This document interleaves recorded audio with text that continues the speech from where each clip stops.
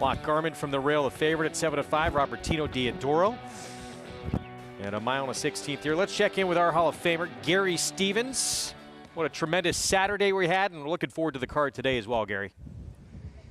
Yeah, Greg, another beautiful day in Hot Springs, Arkansas here at Oaklawn Park. 75 degrees, not a cloud in the sky, and yesterday was a glorious day, exciting day with the Whitmore Stakes, won by,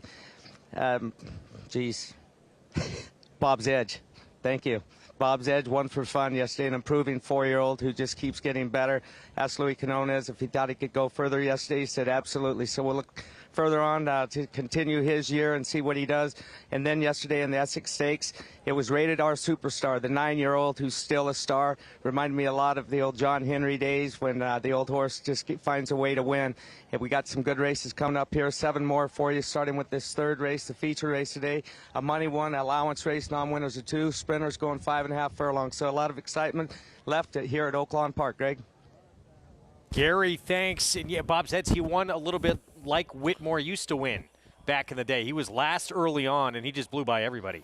Yeah, that pace didn't look like it was going to develop the way it did on paper. But that's why they run them on the racetrack, Greg. They don't run them on paper. Did you know that? No, they run them on TV, Anthony. You're wrong about that. 3-2, Lock Garmin. What do you think about this favorite here for Diodoro with Ruan Vasquez? I kind of get it. I mean, this horse's only other race around 2 turns was not a very good one, where he was on the front end and tired down in Prairie Meadows. But that was back in June of last year. My concern with him would be, A, that race at Prairie Meadows, B, how much did the wet track maybe help his cause last time? It was the first time on a wet track. He was on or close to a pretty solid early pace. But as the 3-2 favorite, I think he has enough question marks where you almost have to go and search for a little bit of a price against him. Where that lies is the better question. I had a little bit of a goofy theory with the 6, Axis, who was on that lead last time. It was his second start around 2 turns in this form cycle. And I wonder if maybe he can get loose on the front end today like he did last time. He's a much better price than Lock Garmin. He's 10-1, the other was 3-2. You can play it all, get signed up, started with Naira Bets. Go to NairaBets.com. You can download that app as well, Stakes 200, that code to use at sign up and take advantage of that $200 deposit match bonus. And bet any track, anywhere, anytime, including this third coming up from Oaklawn. We will see. So Brave, you know, it took him a long time, the 7, to break his maiden. Not that long, but relatively. It took a little bit. It took him 10 starts to finally break through. Did it at a mile, and then they put him into 20 non-winners at 2. At least he's dropping down a little bit. Right. The rule of thumb is when you break your maiden for a tag, you cut in half. He doubled in price, and now he's coming to what is essentially the bottom at Oaklawn Park, which is where he would belong. You would imagine if he's kept a little bit closer to the pace today, which I don't think is out of the realm of possibility. We'll see. Just in fact, where Lindsay Hebert places this horse early, it could help the cause. Let's go to Vic Stauffer. Here's race 3 from Oaklawn Park.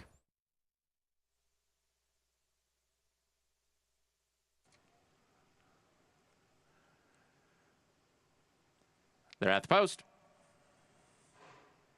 They're off. Lock Garmin is asked for speed, and Sporty Flyer is strangled early all the way back to last. Lock Garmin to the front from Axis and to the outside of Mega Max. These 3 are fastest. Then comes Guard, Stud Puppy in the center, So Brave, and down at the rail, Rift Valley. 2.5 back, 2. What a show-off, Seaside Boy and Moon in the Sky, and the trailer is Sporty Flyer. To the backstretch they run with Axis and Lock Garmin, and these 2 are hooking up and going pretty fast. Axis a neck in front. Lock Garmin in a tight spot at the rail, and these 2 have opened up a 6-length lead on Mega Max. 2.5 lengths further back to Guard. Then comes Rift Valley and Stud Puppy. They're about 7 or 8, more than that from the front. So Brave is next. Sporty Flyer's out of last place. He's got about 12 lengths to make up. Seaside Boy just inside of him. 2 back to Moon in the Sky, and the trailer is What a Show Off, and the battle continues up front. It's Axis and Lock Garmin. Axis holding Lock Garmin a neck at bay at the rail. It is still 5 lengths further back. back to Mega Max. Sporty Flyer, after that terrible start, is about to move up into 4th. And here's Sporty Flyer in the M&M green and white. He's got a chance to get all the money. Top of the stretch, Axis and Loch Garmin. They continue to match strides, and they have gone at it throughout. Stretch runners are coming. Mega Max is one of them. Sporty Flyer to the outside. Rift Valley, Guard is between horses. Loch Garmin is at the rail, and here comes the cavalry. Mega Max, Rift Valley, Guard, Seaside Boy, all trying to run down Loch Garmin. Axis is out of it. Loch Garmin in front. He's got a 2-length lead. Mega Max, Rift Valley, Guard to the outside. Loch Garmin running a monster race. Loch Garmin, Rift Valley second. Loch Garmin reaches Rift Valley. Loch Garmin in front. Wow. Boy, did he earn that. Loch Garmin just held off Rift Valley. Then Mega Max and Guard. Big effort from Loch Garmin, Ramon Vasquez, who was harassed through the first half of this race for Chelsea Bailey and Axis on the front end. Kind of the other way around, right? He kind of did the harassment. He was on top of Axis the entire way. Never would go away from that one. I thought the tactics were insane, for the lack of a better term, but Ramon Vasquez gets the job done here with Loch Garmin, who ran the proverbial eyeballs out this afternoon in Hot Springs. This could not have set up better for the two Rift Valley, and it looks like he still just comes up short. That's heartbreaking. Yeah, he just misses. The 9 made a big rally. Mega Max, even the other Diodoro, if you will, Sporty Flyer, after the poor break, looked like he was going to get a bigger piece of this, but he just kind of flattened out the last 1/8 of a mile. He's the one of the closers, Greg, that would have the biggest excuse because he did not get away from the gates that well. Quite frankly, to Rift Valley and Mega Max, you kind of feel like if they didn't get the job done today, as weakened as Loch Garmin was, it's probably going to be hard for them to get the job done going. Yeah. Hard to trust them going forward. Big effort from your winner there with all he had to endure early in that race. Again, our feature, we talked about at top of the show, it is the Haynes Field. My boy Tate trying to win it back-to-back years now for Michelle Nevin, 8-year-old who's still in top form, but technically 0 for 2 against Lobster. But it's hard to look at that Say Florida Sandy when he got DQ'd out of the race and not say he was the best horse. I would disagree with that. And here are these two going to go out at Lobster and my boy Tate. You see the gray Chestertown along the inside and the West Point gold and black. He's going to take the brunt of it here. He's going to get pinballed into the rail right around the 3/16 pole. You see a little action right now. And then I should say the 8th pole. He's going to take the brunt of it right around here. There you go. And he's out of it. Chestertown is essentially out of it. A lot of people wanted to know why jockey Eric Cancel didn't just take my boy Tate around. I don't know if there was really an opportunity for him to do that. Him and Lobster come to the line together. Like I said earlier, it's 1-1 now crossing the wire first, right? And I do think the Lobster has the advantage with the extra distance. My boy Tate there in that orange and white cap, and there I had an opportunity to talk to one of the stewards, and that decision, he wouldn't have been DQ'd if not for Cancel late going to that right-handed stick again and coming over on Chestertown. He was fine until that point. Unfortunate, DQ'd when he ran such a big race. At a mile, do you think he's as good as he is at 7 furlongs, or is it not an issue? I think the edge decidedly goes to Lobster today, going the flat mile. I don't think my boy Tate's a horse that ever really wanted it. I know he's won going the distance. I don't think he's a horse that's ever really cared for a little bit more distance, whereas Lobster, trainer Gary Siaka basically said, I'm not going to cut him back in the Holly Hughes. I'm going to wait for the mile Haynes Field. My boy Tate, in my mind, is clearly playing Lobster's game today. Round 3 between those two, and not to mention there's some other nice horses there too. Water's Edge, we've been talking about for a bit. He's going to get his first test for David Tonkin Stakes Company. Here's today's races presented by Claiborne Farm, 5 through 10, including that late pick 5 on a track that is fast here at Aqueduct at South Ozone Park, and they're fast in Hot Springs as well. We'll have that entire late pick 5 for you from Oaklawn coming up. You can play all the action today and take a swing without risking any of your own money. Get involved in the Showdown contest. Free to enter. You're competing for real prizes and get some bragging rights too if you're on the top of that leaderboard towards the end of the show. We'll post the top 10. Go to NYRA.com/showdown to get involved in that contest. We're going to take a timeout. When we come back, we'll get into the pick 6. Chad Brown is It's only winning at 47% at this meet. Going to send out a first-time starter on the rail, Efficiency, a gun runner debuting. Klarovich Stables and Eric Cancel will be aboard. While the post-parade when we come back. A Grade 1 winner of nearly $2 million, Silver State hails from the sire line of legendary Claiborne stallion Danzig. And his second dam is full sister to Kentucky Derby winner Monarchos.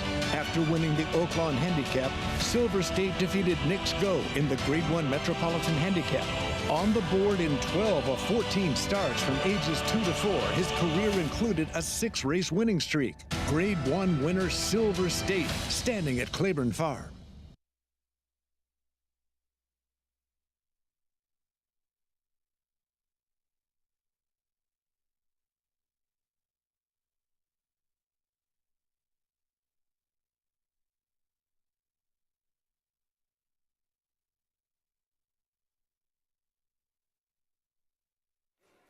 One, two, three, four, five, six, 7, 8, 9, 10.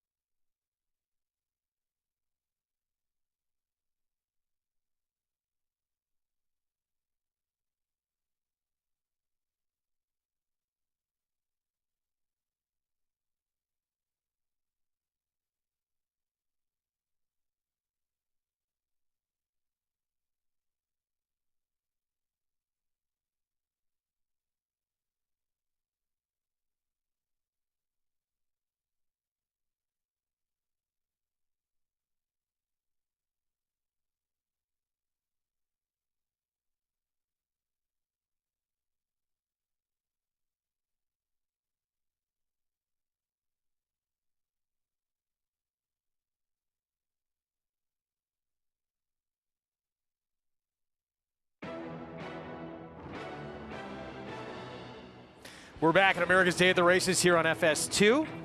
Valley Sports Southern California and San Diego presented our program by Claiborne Farm. 100 years of doing the usual, unusually well. Pick 6 time coming up. Starts of this 5th race here. Maiden Special Weight. Everyone looking for that first victory.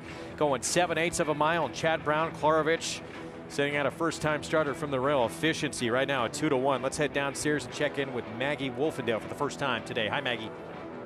Hey, Greg, and we'll take a look at the trio of first-time starters. There's one that's a big price, so we won't talk about, but taking a look at the shorter price of them, as you mentioned, Efficiency taking the attention. Now, this son of gun runner whose progeny in his first crop have really done nothing but win. As this one on the bottom side, though, the dam, she could run on both surfaces, but she was only 1 for 22 lifetime. And the the second dam was better on the turf, and she is half to multiple graded stakes winning turf horse Pianist. So there's actually more turf pedigree. But this is also Chad Brown we're talking about. So when it's counterintuitive, it usually equals a positive. I will say, as a side note, he does look as though he could handle the turf, but he's really classy acting, which I cannot say about some of the other horses in here. But just so well composed in his demeanor, and I love the 7 furlongs first time out. He honestly strikes me as a horse that could go further than this, but I think this is the right starting point, though I found an interesting stat with Chad Brown. First time starters going 7 furlongs on the dirt, only 5 for 52. But as far as looks are concerned, he ticks every single box for a first-time starter. Now, I was interested in number 5, Hal Street, son of Honor Code. The dam unraced, the best sibling Conviction Trade, loved to run long on the turf, and actually Jorge Abreu trained that one originally, but also have to Equal Pay, who just broke her maiden at Gulfstream Park for Chad Brown with an 85 Beyer speed figure. Now, this guy has been incredibly green. Actually had a brief incident here with his groom, hoping that he is okay when when he tried to jump on top of him. He is acting very studdish. He does not have his mind on the game, which is a shame because he looks as though physically there's some talent. This is a really nicely put together son of Honor Code, well muscled. I've liked what I've seen from his breezes in the morning. He is equipped with blinkers, and I almost would think that's to help with his behavioral issues. But the way he's been acting here is he will be the first one to, or excuse me, the last one to leave the paddock. I just cannot confidently recommend him here in this debut. Now, taking some money is number 7, Sugar Gray Leonard, which I do think this partnership, as far as the ownership is concerned, do like to bet their horses. But while the 1 and 5 are big, good-looking horses, this guy is barely over 15 hands. He is tiny. He strikes me as a 2-year-old that was probably impressive at the sale, but never really grew up. Now, he's very well prepared, but I have my doubts about him. For me, Greg, it's all about efficiency. All right, Maggie, thank you. See that pick 6 pool, 50,000 and growing. And a late scratch, the one that Maggie was not impressed by. Looks like House Street. Mine was not on business, and as a result, Meets leading rider not going to line up here, Dylan Davis. No, House Street going to come out here. Never even leaves the paddock. Maggie mentioned this horse was going to come out of the paddock last. Not going to come out of the paddock at all now as the rest of them make their way out of the Big A paddock. Yeah, you know, when you see him actively, he's a big, good-looking son of Honor Code. Looking forward to seeing him down the line. Here is efficiency for Chad Brown. The dam actually a half-sister to a multiple graded stakes winner on the grass. Yeah, Maggie was talking about Pianist. This is the first foal. Dam was only 1 for 22. This horse had a nice workout from the gate back on March 11th, and this horse is rumored to run. Going to take a lot more money now with the scratch of the other first to House Street that took some money. 17-1. This is another first-time starter. James Chapman sends this one out. Yes, on a tonalist. Dam was 2 for 10. Luis Rodriguez Castro had a couple of wins this week. See if he can get this one home at a big price. Roomjar moves to the Bruce Brown barn. Javier Castellano rides. Huge, sloppy, sealed track fig 2 back. Gets him a big chunk of the pie here. Let's see if he can do it on a fast track. Our Torpedo Run, start number 3, and is going to slightly turn back in distance. First time Lasix taking some money as the second choice right now at 3-1. Cathedral Beach, blinkers go on for trainer George Weaver. Yeah, blinkers actually go back on. This horse ran twice with blinkers on 2 wet tracks, stretched out to the mile on fast ground without them last time. Blinkers go right back on for the cutback today. The first time starter Sugar Gray Leonard. The dam actually won the debut, was on synthetic. 6-time winner in her career. McLean's Music, son of McLean's Music. This horse's work tab, Maggie pointed this out earlier to me today. This barn's horses usually work a little bit faster in the morning when they're meant first time out. This horse has the one good work last time at Laurel, taking a little money at 4-1. But like Maggie said, Zilla likes to bet their horses. Kendrick Carmouche looking for number 2 on today's card. Again, if you're just tuning in, late scratch of one of the main contenders near House Street. The 5 comes out. Pick 6 begins here in this 5th at Aqueduct on our Sunday card. We'll have it for you live when we come back right after this.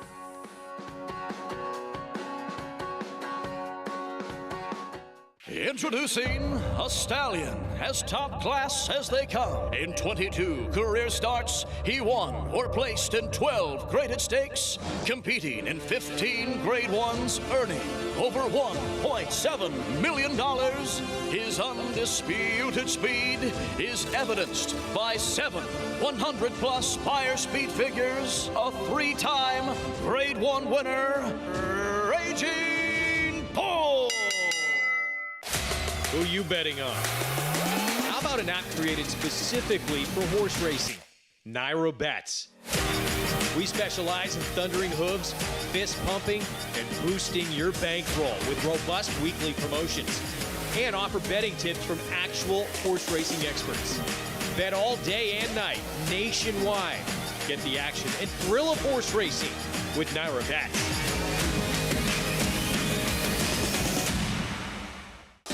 Run Happy, the #1 second crop sire by graded stakes winners and earnings. Run Happy is represented by Smile Happy, the Kentucky Derby individual future pool favorite. A leading dirt sire and now with an exciting Kentucky Derby hopeful. Call Bernie Sams now and book your mare to Eclipse champion Run Happy right now. Run Happy standing in stall 1 at Claiborne Farm. This season at Oaklawn, we've got more of everything. More of the top thoroughbreds in the world. More days of live racing. And the largest purses in our history.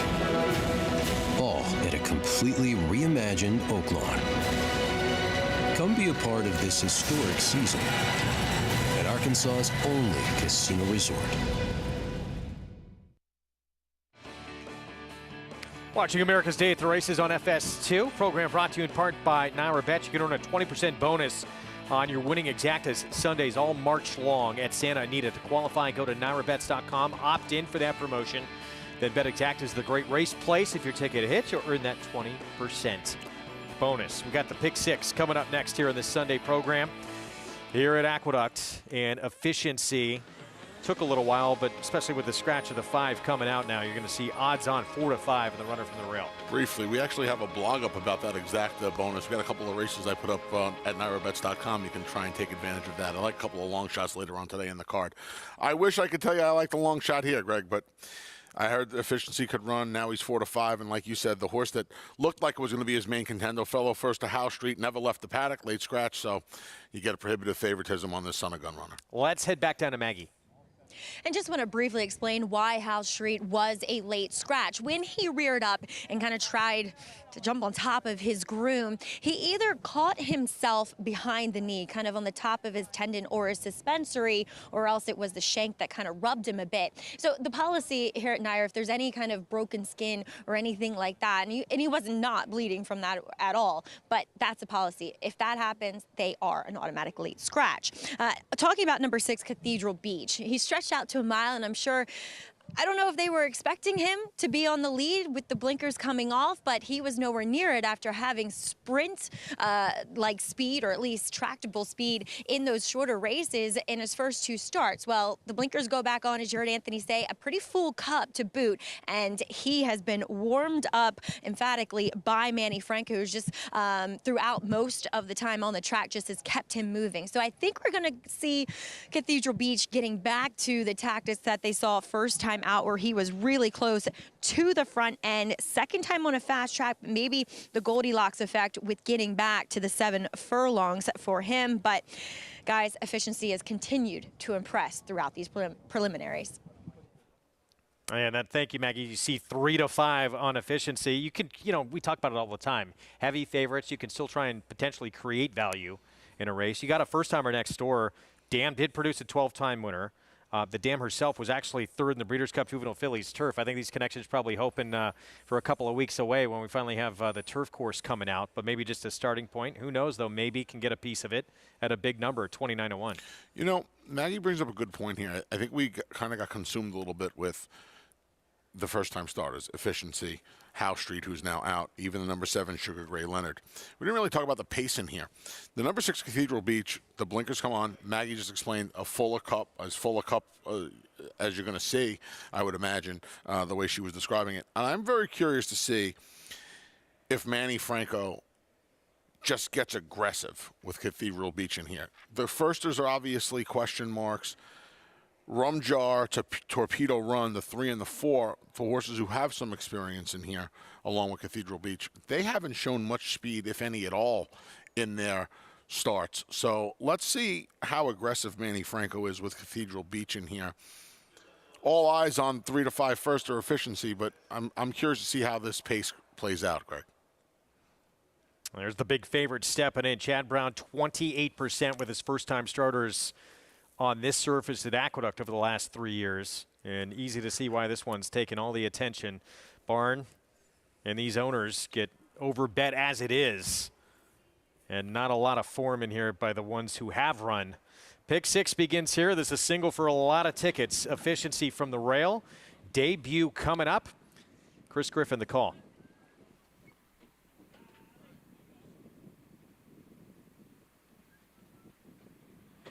Two out. Cathedral Beach.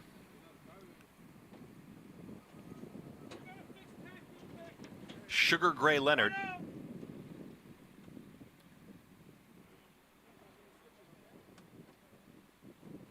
All in line. All set.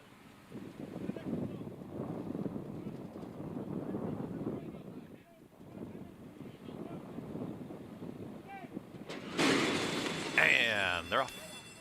Cathedral Beach has early speed, so does Sugar Gray Leonard towards the outside. Rum Jar is driven along, and Rum Jar is going to assume command to the inside here of Cathedral Beach, and these two ensure a quick pace. Sugar Gray Leonard is in the third spot, then Efficiency's in fourth to the inside of Torpedo Run, and Joe Burr is at the back of the field there, just not keeping up the field is Joe Burr, who's the trailer.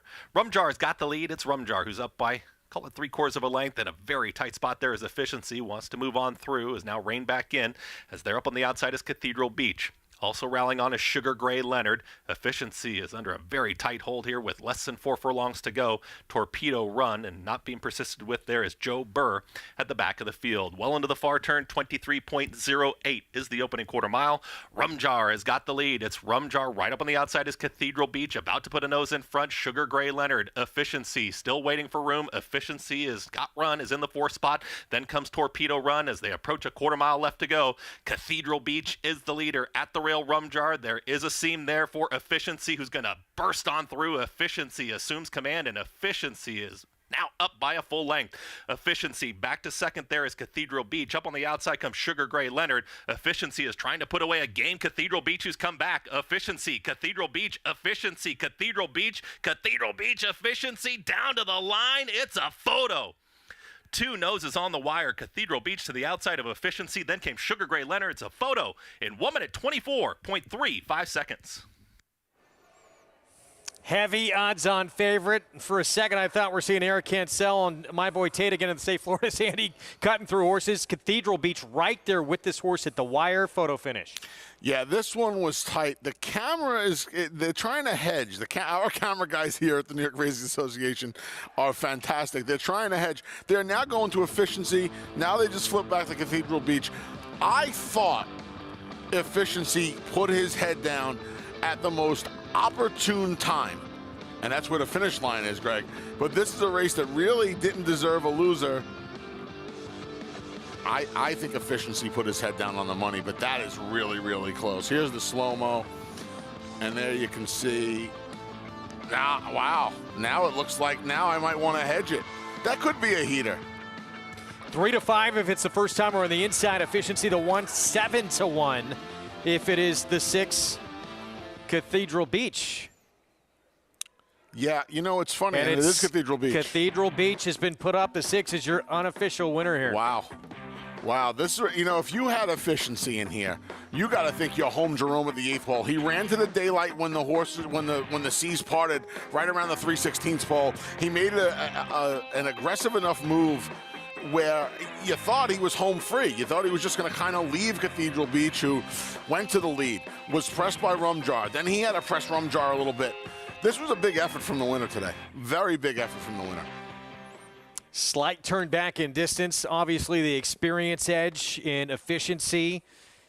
It was down on the inside for a lot of the running of this race. Certainly got an education here in the debut. That's the best word for this, Greg. This horse got an education today. He kind of ran up into that spot early on, approaching the far turn, and then he had to show some patience on the far turn. Eric Cancel had to grab a hold of him and wait and wait and wait.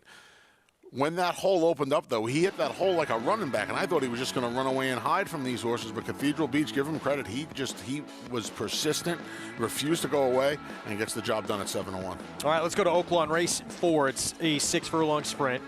Allowance optional claiming field. And in a moment, we're going to see Joyful Cadence. David Cabrera, John Ortiz went gate to wire for a win in a $100,000 money earned allowance last start. Yeah, got the job done in the higher end from the 2-hole in a 10-horse field. This daughter of Run Happy now draws the rail. Looks like she's the controlling speed again.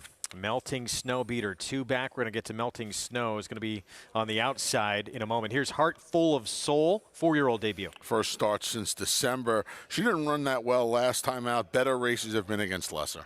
Maybe the horse to beat, Perfect Happiness. She comes out of a stakes race for Brad Cox. They're going in for a tag for the first time in a long time, if ever. 8 seconds from those 17 starts. She does have 3 wins, though. Florent Giroux will be aboard. Next, we'll see Break Curfew. 3 for 34 lifetime. She's 15-1. She's cutting back. She hasn't found Perfect Happiness's number in 2 times they've met. You figured that she might need one more sprint under her belt after the cutback. Southern Grace, Joelle Rosario did have a nice win here last spring, but quite a few of these have beat her recently. Yeah, she used to have a ton of speed. She came back from the break. She didn't show that speed, didn't run very well. She's not taking any money in here either at 5-1.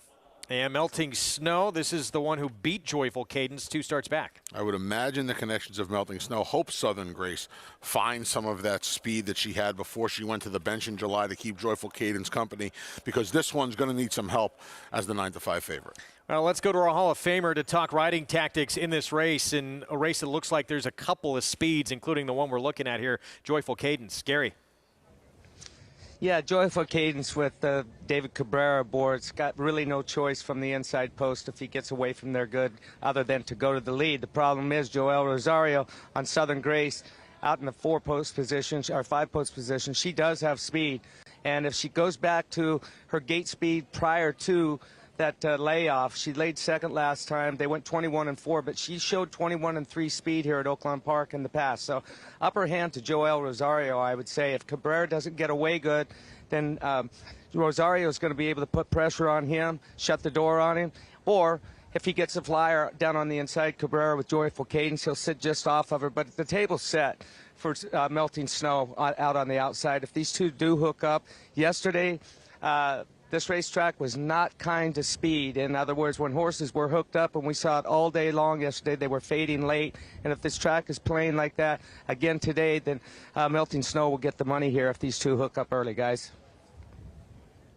Gary, thanks. And now she is the 9-5 favorite. Public seeing the same thing here, but Perfect Happiness, she's being forgotten a little bit here. I know she's 2-1. She's right in the mix, but can't she pick up the pieces as well? I guess she can. The fact that she's going in for a tag probably isn't the best thing, right, Greg? You know, she has that one figure 2-3 back on December 12th that makes her a major player in here. She has some other races that make her a player in here as well. I'm just curious to see. See, the thing that bugs me the most here is Southern Grace never really ran fast races as a 3-year-old. And she came back from the bench when you would figure she'd be her sharpest. And she really didn't have that speed that she had. I know they went fast and she chased, and she did not do much running past the 3/8 pole. But that would worry me, and it led me to the one. It led me to Joyful Cadence in here. I would just imagine that David Cabrera is going to be aggressive from the start and just try and roll from the get-go. Here she is. Yeah, let's look at her in action. This was back on February 12th. This was a win when she got the lead and was able to go gate to wire as the favorite. She doesn't have the body of work. She is not faster than Southern Grace early. But last time this was successful, I would imagine they are going to be aggressive from the iron and just try and make every pole a winning one. I would take the fight to Southern Grace early if I was David Cabrera. I would put her on the front end and hope for the best. You can't get in any trouble on the front end, and it worked last time. It worked when she was sitting, when she alternated on the lead, when she broke her maiden in her second start, first on dirt last March over at Oakland Park. So I would just be aggressive from the rail. And she's a square price at 5-2. That's why it seems, with the presence of Joelle and Southern Grace in here, like either the 3 Perfect Happiness or the 6 Melting Snow seem like good propositions here. We'll see if they hook up early, the 1 and 5. There's Perfect Happiness stepping in for trainer Brad Cox, dropping out of a stakes race last time out. Vic Stauffer, here's the 4th from Oakland. They're off. Perfect Happiness and Joyful Cadence. Perfect Happiness without being sent is to the lead. Southern Grace away in 3rd.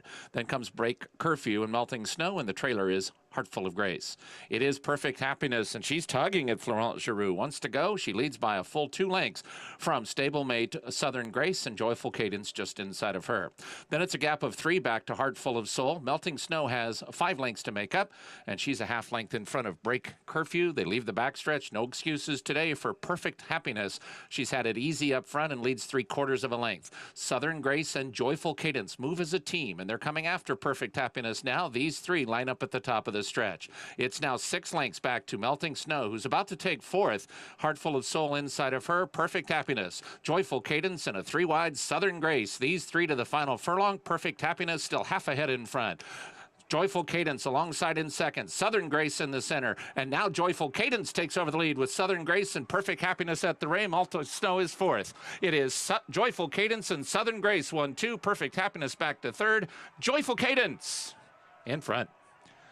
Joyful Cadence beat Southern Grace. Perfect Happiness was third. Melting Snow finished fourth.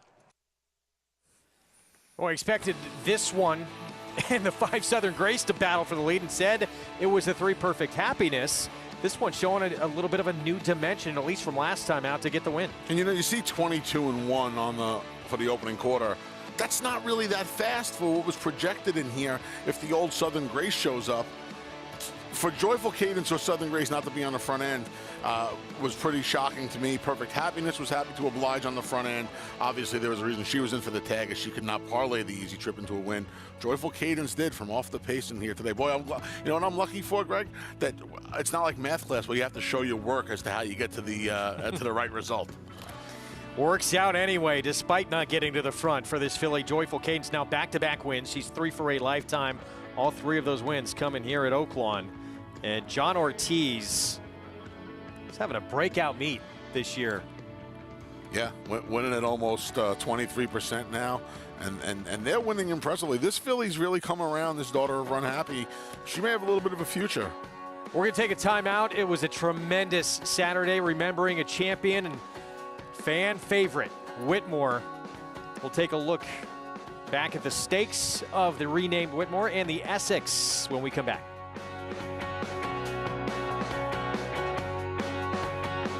Good Magic's in front. Good Magic pulls away from Sobomini. Good Magic's gonna win his first race, and he's gonna do it in the Breeders' Cup Juvenile. Good Magic to the front of the field in the Toyota Bluegrass to win it. The champ is back. Good Magic in a good-looking performance. 800,000, 75, 875, 8.5. Pete, 775,000. Thank you. Magic's in front.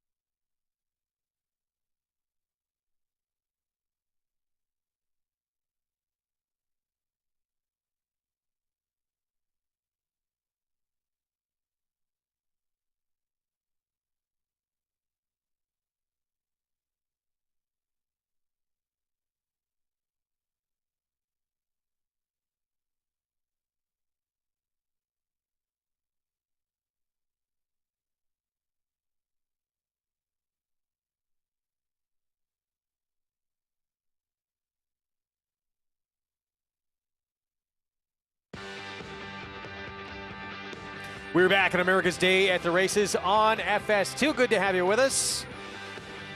Run Happy, champion sprinter, never lost in his career while sprinting, now standing in legendary Claiborne Farm in stall number 1. We had a photo finish to kick off the pick 6 in a tight one. Odds-on favorite, Efficiency. Red and White Silks, a Claravich stable. Chad Brown winning at 47% at the meet. You think at this point it's game over, but Cathedral Beach digs in and refuses to lose. Manny Franco working hard every step of the way to the wire. And let's take a look at our Run Happy photo finish. It goes to the 7-1 shot, and one leg in, we're on our way to a pick 6 carryover. Yes, that's a nose. That's the nose of noses right there. There was a tough photo out at Santa Anita yesterday. that was even closer than this one. But yeah, this run happy photo goes to the bigger price, Cathedral Beach. Assistant trainer Blair Golan walking this one in for George Weaver. 16:40 start to the pick six sequence. George Weaver, Thoroughbred Acquisition Group, and Manny Franco collecting his second win of the afternoon. And that's going to play huge in terms of this pick six. So we'll see what happens the rest of the way. Long way to go, but if you're alive, well done to include that one. Many single deficiency there. Back at Oaklawn, Joyful Cadence. Back-to-back wins now. Gate to wire last time. Sits off the pace today for the win. Yeah, I was able to come from off the pace today, and a pace that was unexpectedly set by Perfect Happiness. This filly is now 3 for 3 when she is within a length of the lead in the first point of call, which she was today. All the late money came pouring in, Greg. She was 5 to 2, as we mentioned her walking into the gate. Went off 6 to 5 and paid all of it, $440. Daughter of Run Happy, the win for John Ortiz. We talked about WSS Racing. David Cabrera aboard for that victory. Big day yesterday, as Gary alluded to at the top of the show. We had two tremendous stakes races and the renamed Whitmore Stakes. To show you this winner here, Bob's Edge coming off a huge 4-year-old debut in the King Cotton, trying to back it up in a graded stake against tougher company.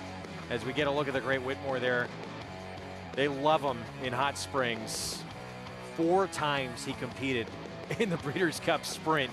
Second, third, and then a win finally in his 4th and final chance. They love him everywhere, but in Hot Springs, he is he's like Rocky Balboa going back to Philly. I mean, and look at how great he doesn't look good. He looks great. Absolutely a picture. One of the most popular horses in modern times. I mean, everybody loves Whitmore. Nobody says a bad word about Whitmore. They renamed the Hot Springs after him yesterday. They celebrated the whole day. I talked to Ron Moquette earlier in the week, his son Chance on Friday. Chance was headed down for his birthday. Ron couldn't have been more excited about things. And, you know, Ron said a lot of great things about Whitmore. He took him to places he never dreamed he would go in this game. And that's what it's all about, right? Horses like him, old, tough gelding. And this Whitmore Stakes, this is an effort Whitmore was probably happy to be there to see. Look where Bob's Edge is turning for home, Greg. Did not look good for him early. He was dead last, had to swing wide, but he just swoops by this entire field. Receives a 98 Beyer speed figure in the victory, and now he's undefeated as a 4-year-old. This is the kind of performance you'll look at, and he's now squarely in this picture in the sprint division. Tell you what, the win in the King Cotton last time was a little bit more of a grind.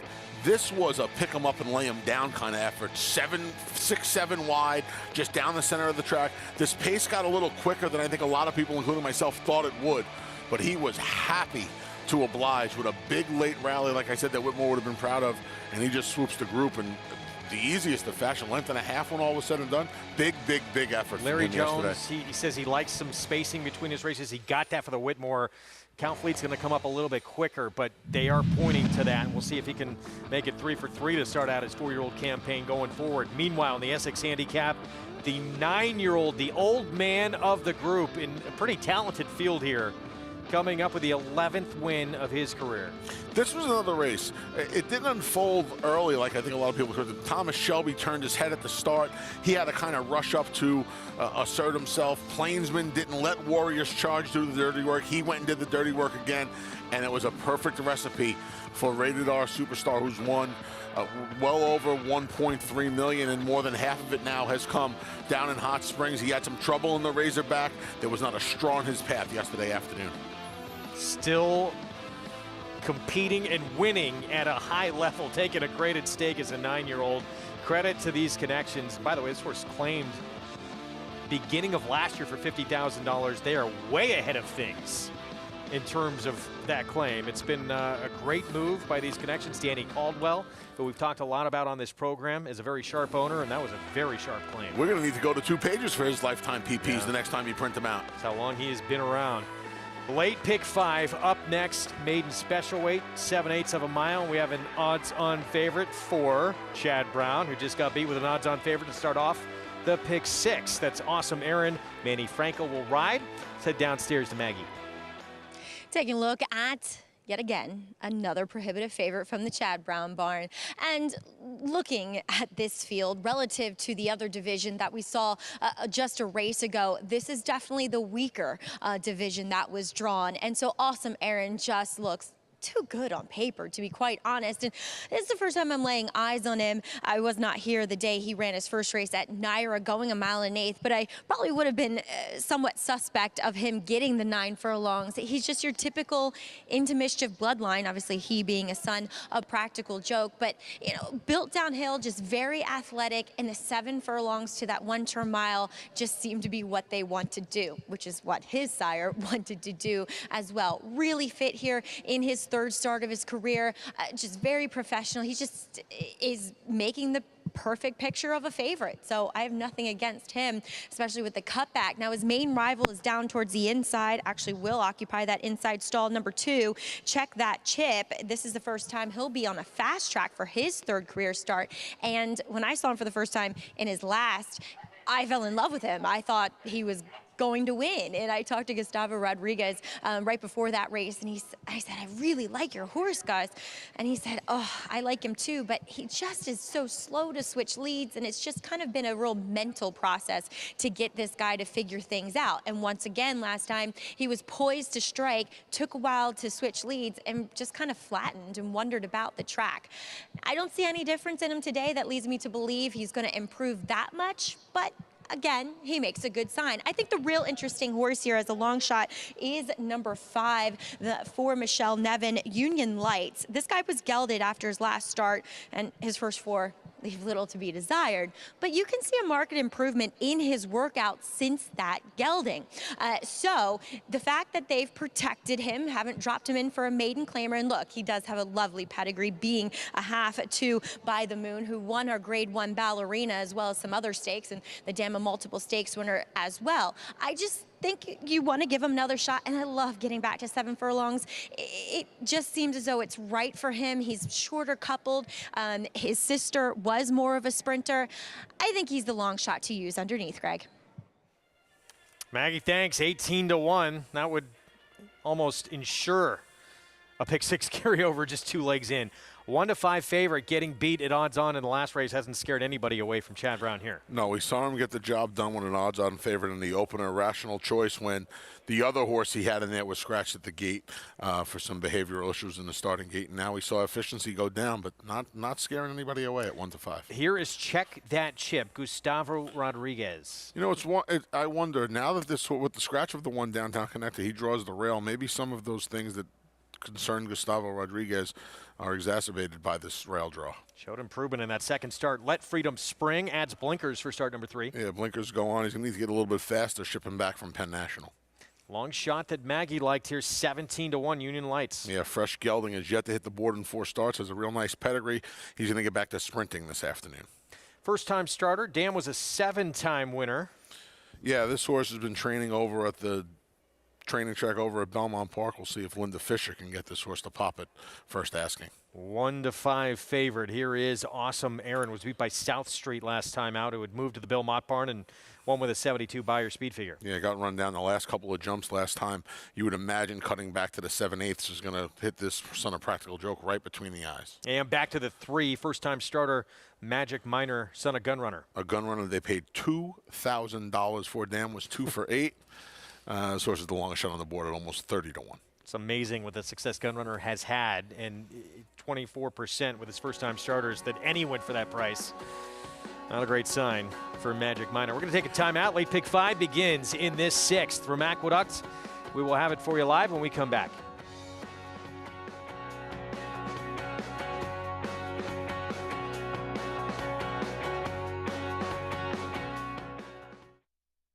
They say breed the best to the best and hope for the best. Macoma broke well on the outside, and but you don't expect to get speed like this.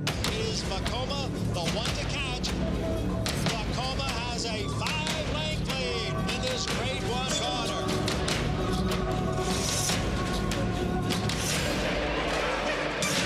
Macoma continues the battle on down at the rail.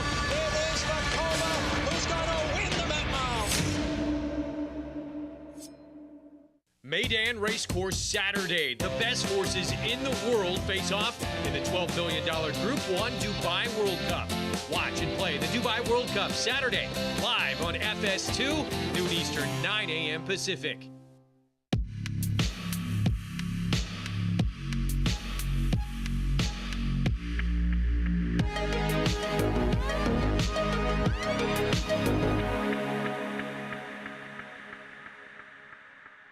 Start spreading the news. If you're looking to win in New York, then breed in New York. To War Dancer, the millionaire son of Warfront, and New York's #1 sire of 3-year-olds. Breed to a proven performer, the #1 second crop sire at the Saratoga meet with multiple winners at Belmont and Aqueduct. Earn double the New York Breeders' Awards and participate in the New York Stallion Series with $2 million in purses. War Dancer, proud to stand in New York. Visit wardancerstud.com. Racetrack Television Network brings you every race, from every track, on every screen, every day. With monthly packages starting as low as $5, RTN gives you great value and access to more live HD streaming and race replays than anyone. Visit RTN.tv today to sign up and watch on almost any device, including Roku and Amazon Fire. Use promo code TRYRTN for a 5-day free trial.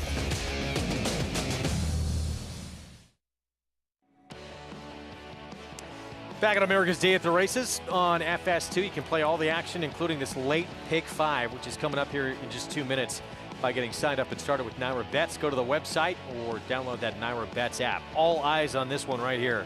It's on a practical joke for Chad Brown. Awesome Aaron just got beat late after he had a sizable lead in the stretch by South Street, but he was well clear of the third-place finisher. I love that we picked this race up at the 3/8 pole, because you're going to see him make what appears to be a winning move, 3 wide, right into the early pace, going to 9 furlongs. This was he debuted at 6, stretched out to 9, 1 turn at Gulfstream, 2 turns here. See, Manny Franco took a peek over his shoulder. And at this point, if you backed Awesome Aaron, you got to think you're going to go cash your ticket. You're going to go to your Naira Bets account and it's going to be loaded up. South Street had other ideas and comes to run him down the last couple of jumps. But this horse ran a heck of a race. Gigantic improvement, and you would imagine that this cutback in distance is just going to be perfect for him. He's 2-5. Check that chip, just took a nice little punch from 4-1 to 5-2, right into the favorite. But I mean, look at the board, Greg. The next horse on the board is the number 4, Let Freedom Spring, and he's 13-1. That's your third choice right now. 2-5, a lot to like with Awesome Aaron. We'll see if Check That Chip, getting an extra furlong, can improve. Let's go back to Maggie. Yeah, and if he has another forward move in him, it puts him right in the mix with Awesome Aaron. But like I said, I didn't notice anything different with him from this start comparatively to his last one. I will say, though, that Jose Lezcano did give him a energetic warm-up, and I think you have to. I think that's the only thing you can do for a horse that might be a little bit on the lazier side. And 2, when you occupy that inside post position draw, like Anthony said. So I really think Awesome Aaron's going to be really tough to beat, and he just found himself in a much easier spot than I think he did last time, Greg. It would appear so. Very short price. Y'all say maybe underneath, you have a first-time starter in Magic Minor. That's the $2,000 gun runner. The Dam, or Grand Dam, I should say, actually started 5 for 5 slideshow. Then Dam produced Sunset Ridge, who started 4 for 4, won the Fleet Indian. As we take a look and Check That Chip. Last early in this race, and wasn't the good part of the racetrack this afternoon, but did get second, did move forward in start number 2, and maybe we're going to continue to see that progression here with this third-time starter. Perhaps. It could happen. I don't love, combined with what Maggie said and what Gustavo Rodriguez, his trainer, said, I don't love the rail draw for this horse, to be honest with you. Maybe I'm just nitpicking here, but I don't love the rail draw for this horse. Maybe Union Lights can split them here, 17-1. He looked good on the track. I like the way Union Lights did. That'll happen after a horse is a fresh gelding. He's had plenty of time, Union Lights has. He's had 6 weeks between being a gelding and getting back to the races. A horsewoman like Michelle Nevin, who's, in my opinion, for my money, one of the best we have on the circuit, she's going to give them plenty of time, and she's given this son of Union Rags plenty of time to recover and get back to the track. And if this horse runs to his pedigree, he's a half to a couple of real nice sprinters.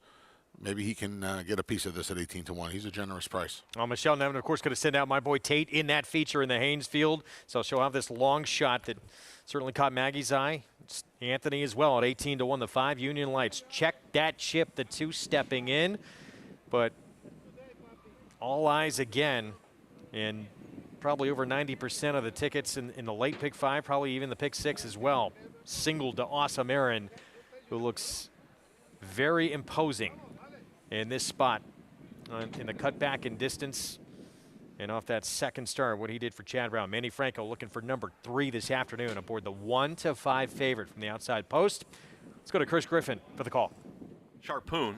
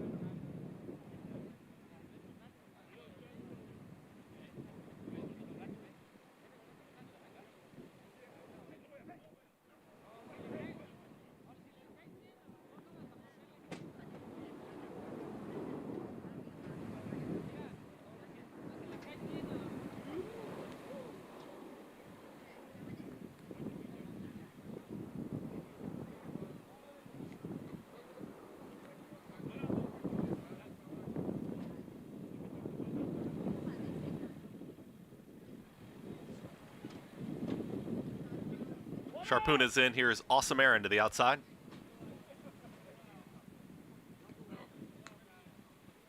All in line. All set.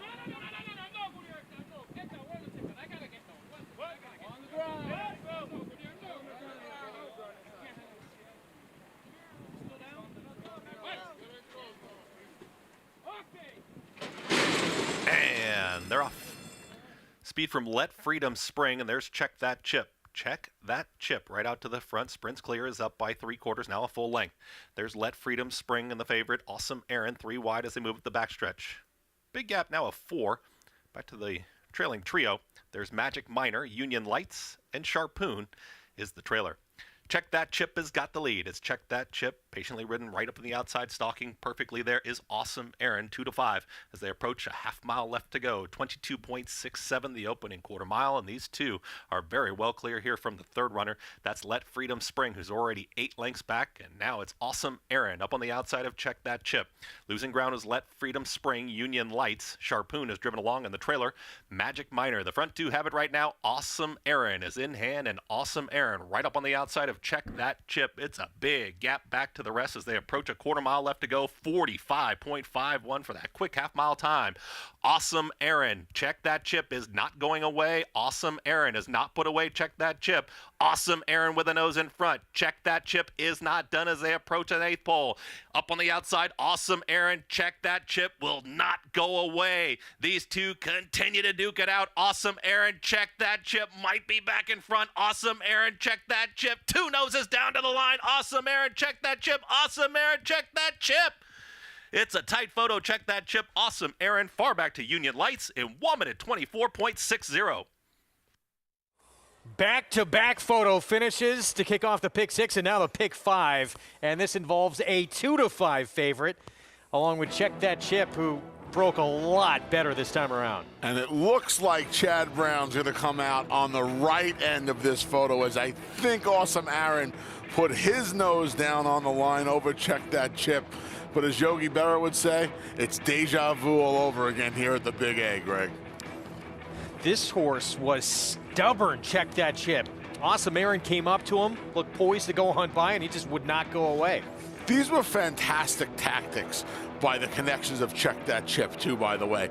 We're talking about how he's, has these issues and he doesn't want to switch leads. And you know how you get that out of him? You do what Jose Lezcano did. You put him on a bill daily, as they used to say.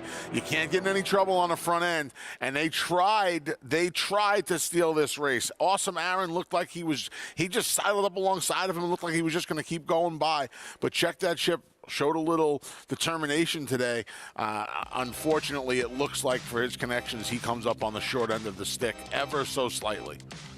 Manny Franco on the outside looking for number 3, and it was just put up. Indeed, he'll get it here with a 2-5 favorite.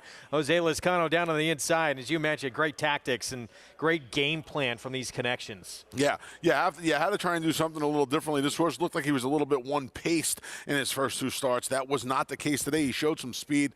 They went 45-2 to the half. They went racehorse time. It's actually a pretty good final time for the way this racetrack's been playing. 124 and some change is a pretty good final time. We saw the maiden that Chad unveiled, the 5th-time starter, Rational Choice, go a sub-137 mile to start the day. So the track's playing a little fast, but this was still a good effort from both. And they beat third-place finisher Union Lights by a good dozen lengths. But it's 17-1. Yeah, big long shot that you and Maggie talked about, hitting the board in here. But this one saves the day for many at this short price at 2-5. Yeah, you would imagine. Look at that. I mean, right on the money.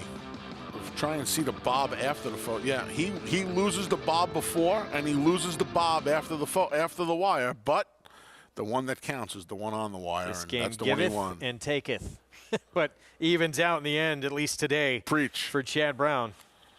And Manny Franco, not out of things yet in what we thought really was a 3-way race for this riding title.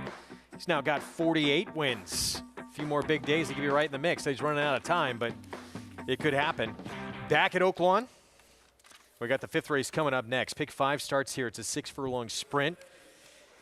$30,000 condition claiming race, and here's Long Shot sitting on go at 8-1. Yeah, this is a former Triple Crown trail runner. He won the Iroquois back in 2020.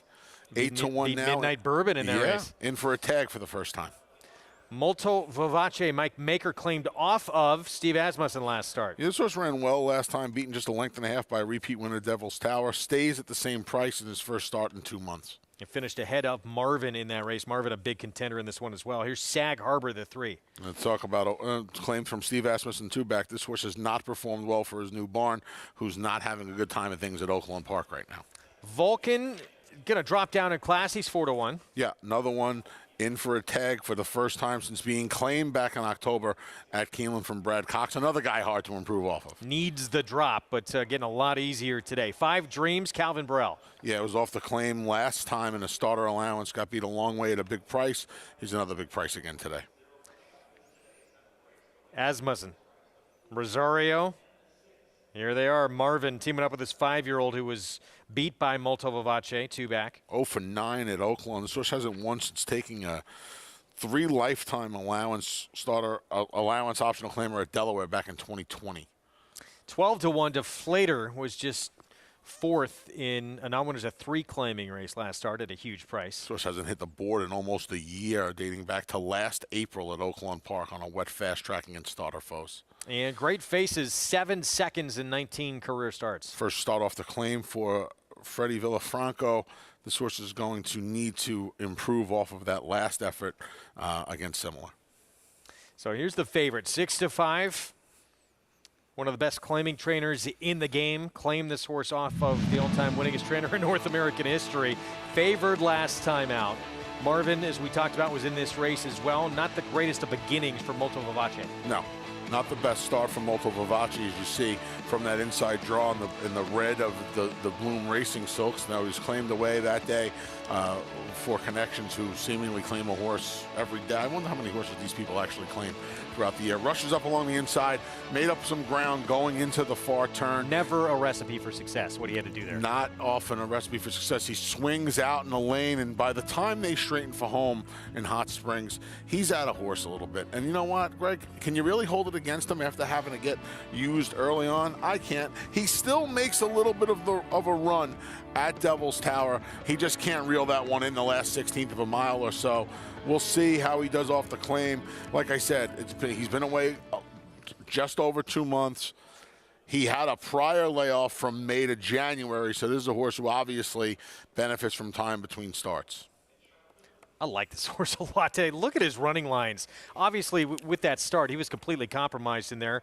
Who won the Whitmore yesterday?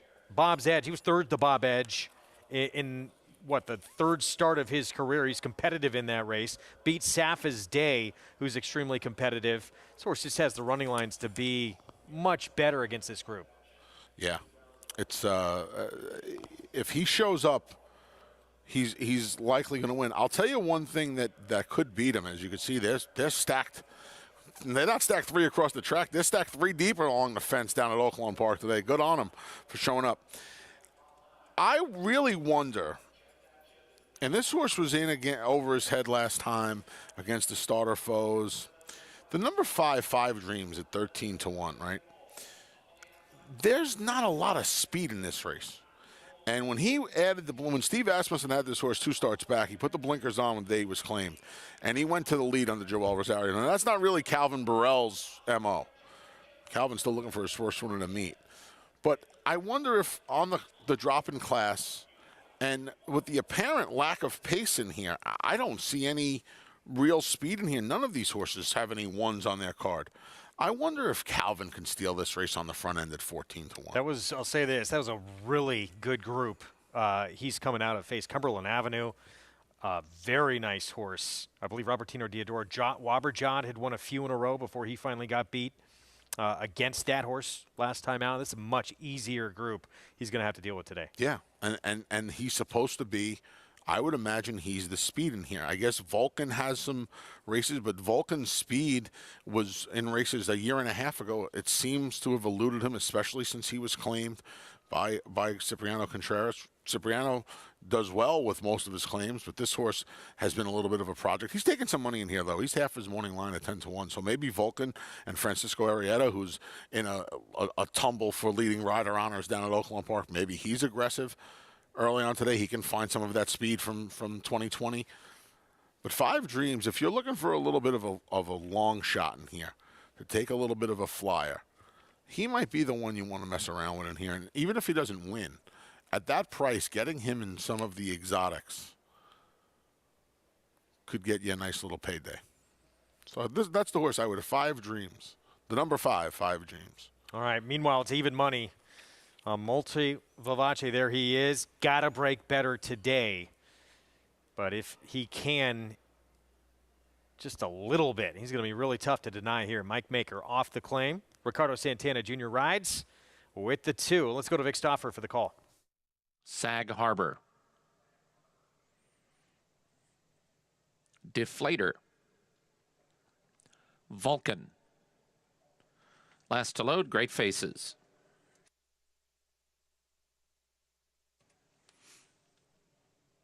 They're at the post. They're off.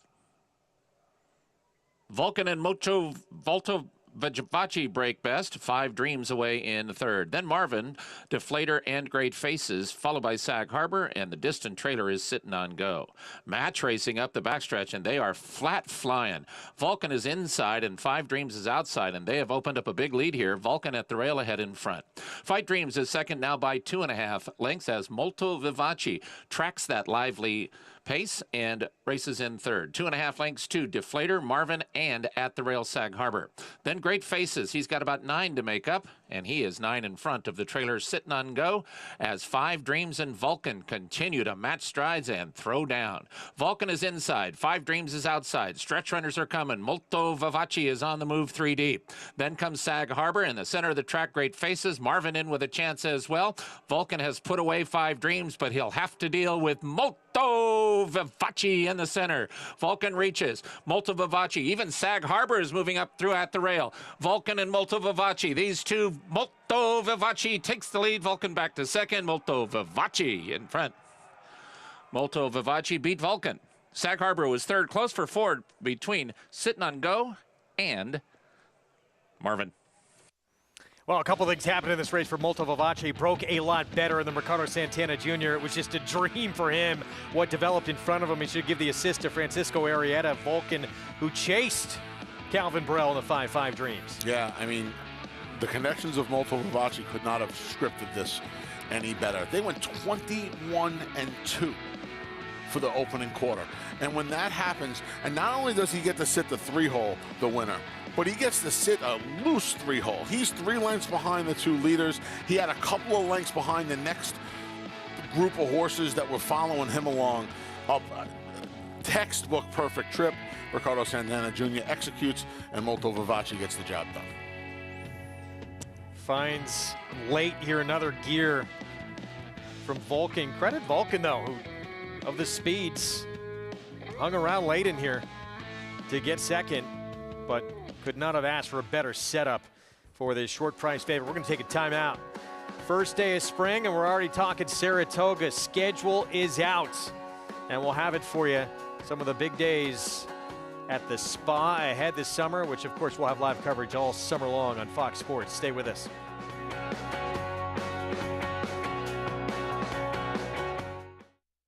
The breeding industry is governed by one principle. Performance determines success. And Constitution has won! Now, he's earning his stripes by siring stars. Independence Hall wins the Hagyard Bayette. Law Professor just in front, and Law Professor. American Revolution, fireworks in the stretch here in the Cigar Mile. Constitution, a natural-born leader.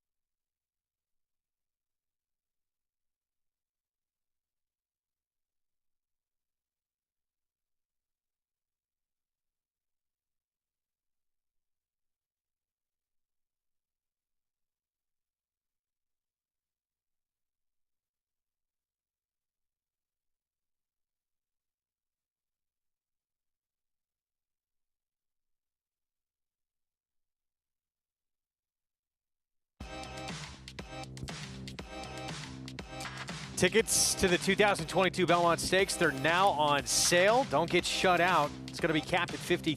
3-day Belmont Stakes Racing Festival, June 9th through 11th. Jam-packed with excitement and tremendous racing, including the Test of the Champion. Third and final leg of that Triple Crown on Saturday, June 11th. Go to belmontstakes.com to get your tickets and be part of the action. And for the first time since 2019, going to have a true crowd on hand for Belmont Stakes. Can't wait. Cannot wait. Got to get a countdown clock going somewhere here. Speaking of countdown clocks, Greg. Yep. Saratoga Schedule has been released, and we are not far away at all from opening day. 77 stakes races scheduled for the premier meet in the country. Opening day, July 14th. Everything already set for your Saratoga summer? I'm going up tomorrow. Okay, that's a little early, but that was good. I like your enthusiasm. I'm going to do some scouting tomorrow. Okay, good. Yeah. It's going to be fun.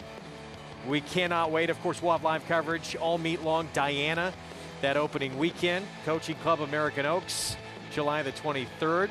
Travers Prep with the Jim Dandy at the end of July. And Run Happy Travers Day, August 27th. One of my favorite races of the year. We just talked about back-to-back two of my favorite races of the year, the Belmont Stakes and the Run Happy Travers. We look forward to it each and every year. We're already counting down the days, and it's only the first day of spring. We look forward to it, and we hope you're going to be there with us all summer long. Let's go back to Oaklawn. Molto Vivace, much better break in a dream setup to win it even money here. Yeah, the 440. 6-5 in the end. 440 looked like a steal at the 3/8 pole, didn't it? No, you were excited. You liked this horse a lot today. He got the job done. Vulcan ran really well. Yeah. They went super fast early, and he was able to survive the pace meltdown. I think the other speed, 5 teams ran last. So Vulcan certainly survived the pace duel, won the battle, could not win the proverbial war. All right, let's get back to New York. Race 7 next, $40,000 claiming race. 1 turn mile, the 4, the 6. They are out right now. Favoritism outside. Little Menace. One of the speeds in here, but you got the 5 as well. Let's head downstairs to Maggie. Well, the horse that was taking money early on here was number 1, 235, whom is going first out, or first off the claim, for trainer Charlie Baker, who continues to be very efficient at winning races around here at Aqueduct.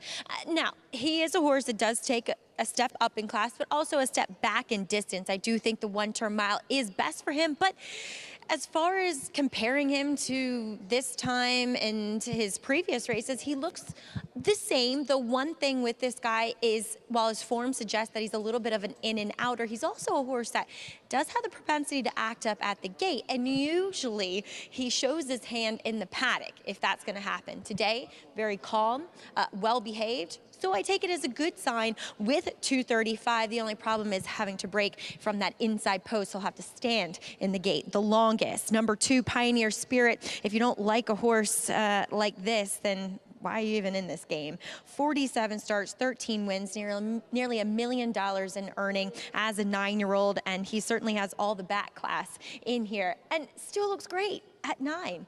He gets the class relief, dropping out of races won by Mystic Knight and Untreated, highly regarded horses. I mean, Untreated, you just beaten 3/4 of a length, 2 back, first off the claim. Now he gets a fast track for the first time in a while. Getting back to the 1 turn is fine. I think he's effective no matter kind of where he is, but striding out really well in the paddock, looks the picture of health for the Canamassis.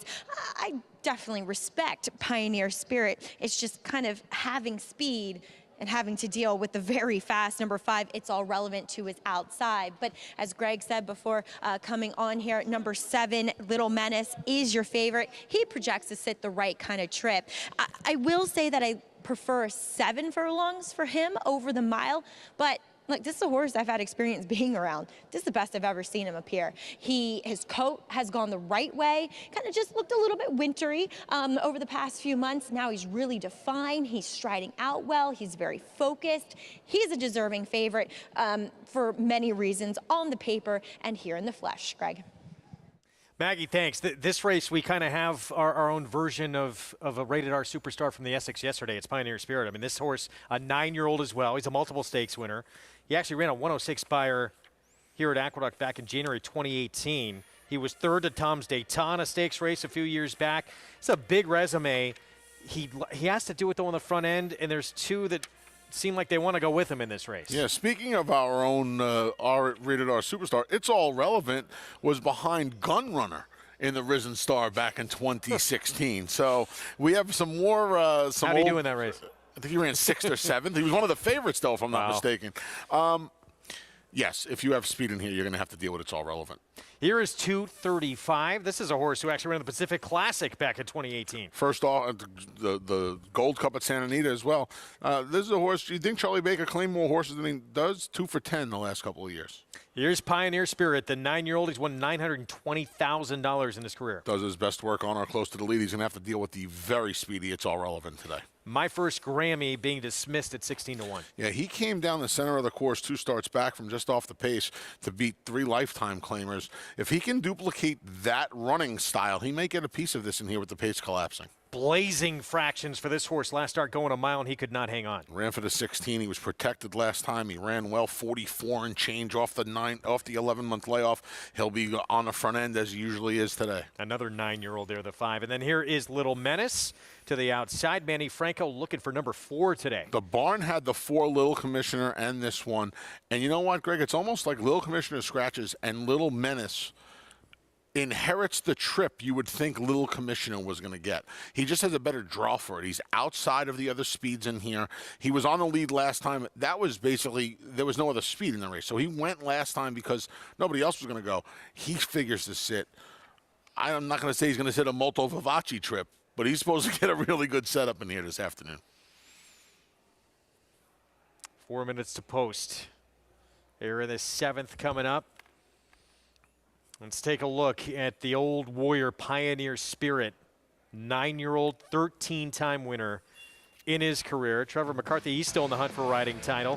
Trying for his first win today. This was back on New Year's Eve in the mud, and he got to be in front on this occasion, and he just missed. Yeah, this is where you want it to be. By land and sea in the middle of these 3 horses, as the winner Untreated is going to come down the center. Untreated, you know, you would think there are going to be stakes races in his future. Everybody, including myself, thought By Land and Sea had his measure, Pioneer Spirits, through the lane. He was never able to get by him. Even Untreated had his hands full getting by this horse. He was aided by the racetrack that day. He came back last time out, stretching out to 9 furlongs around the 2 turns. More often than not, the 2 turns helped the speed. It didn't really seem to help his cause last time, though he was running against Mystic Knight, Hammer and Amers in career form again. A lot better groups he's been facing the last few starts. Yeah. And, of course, the resume as well overall. The problem is he has done, historically, throughout these 47 starts and 13 wins and 16 other board placings, his bread and butter is on the front end. And he, especially at this point in his career, if he ever was, I think that's up for debate as well.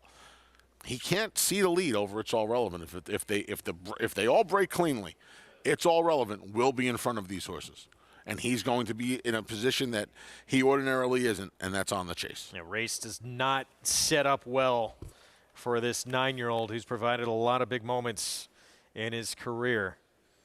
Multiple stakes winner, graded stakes placed on multiple occasions. He was actually 3rd in the 2020 Essex that we saw run yesterday at Oak Lawn.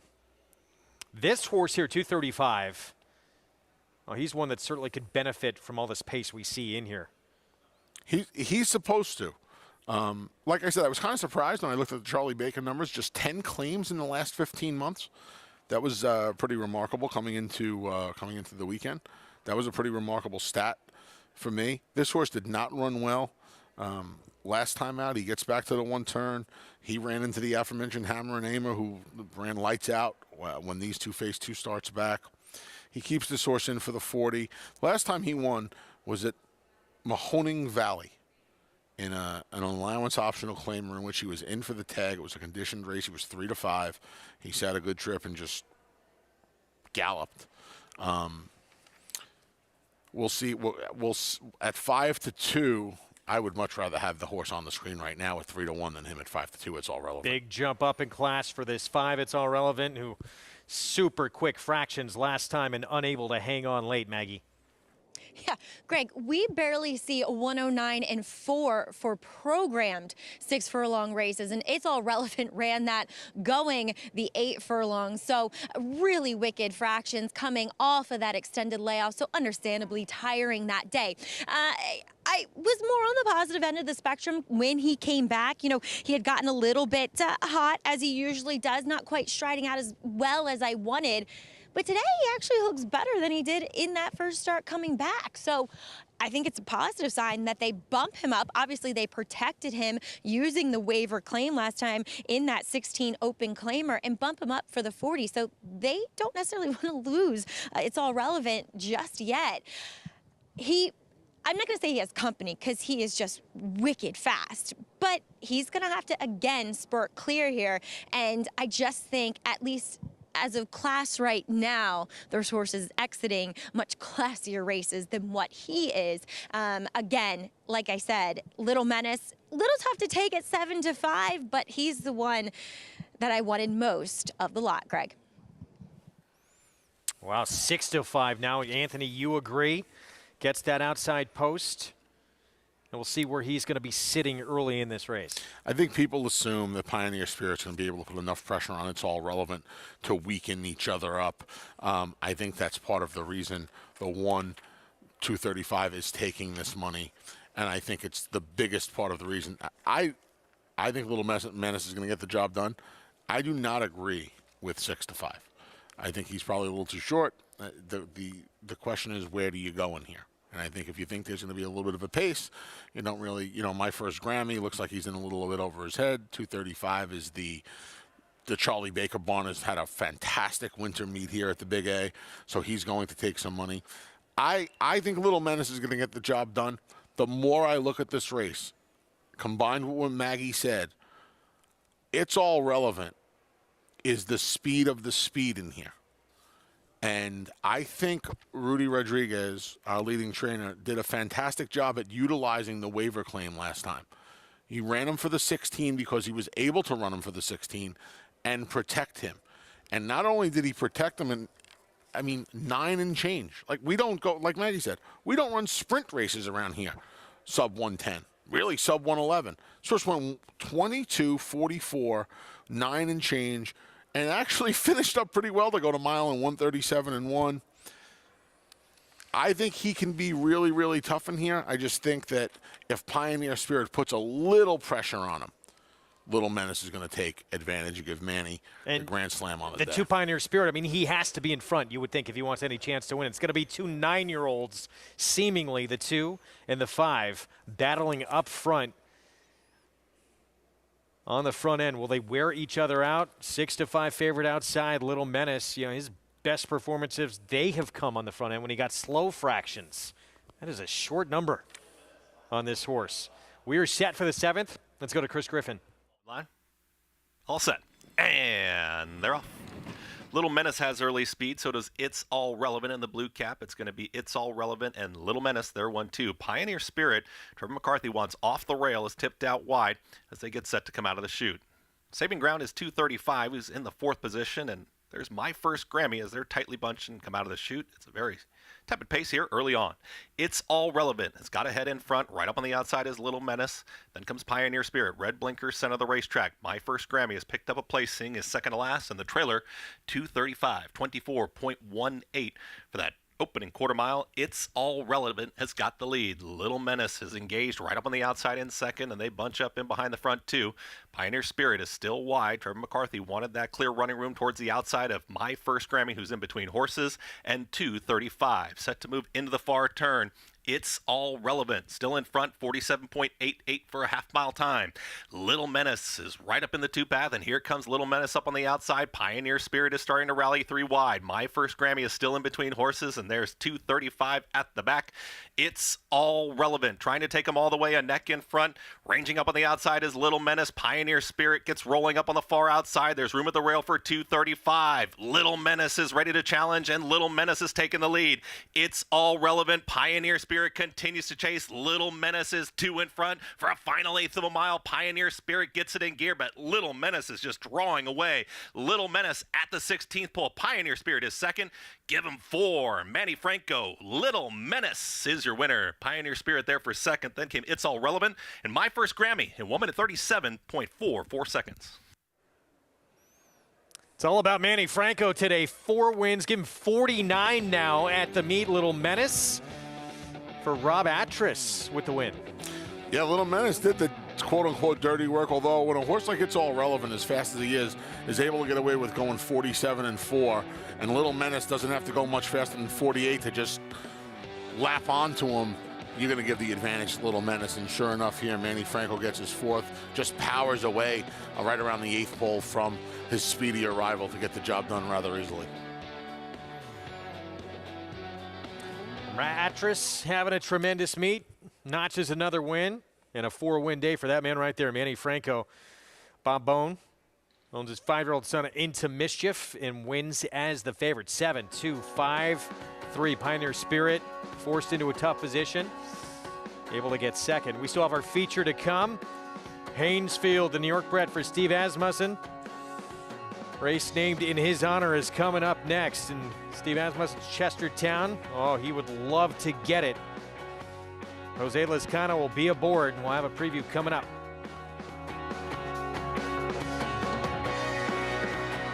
A Grade 1 winner on both dirt and turf, War of Will became a classic winner with this victory in the Preakness Stakes and added a Grade 1 with turf credentials in the Maker's Mark Mile.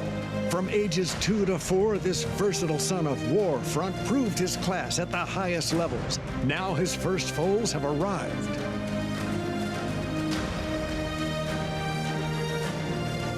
War of Will, standing at Claiborne Farm. Who you betting on? How about an app created specifically for horse racing? Naira Bets. We specialize in thundering hooves, fist pumping, and boosting your bankroll with robust weekly promotions.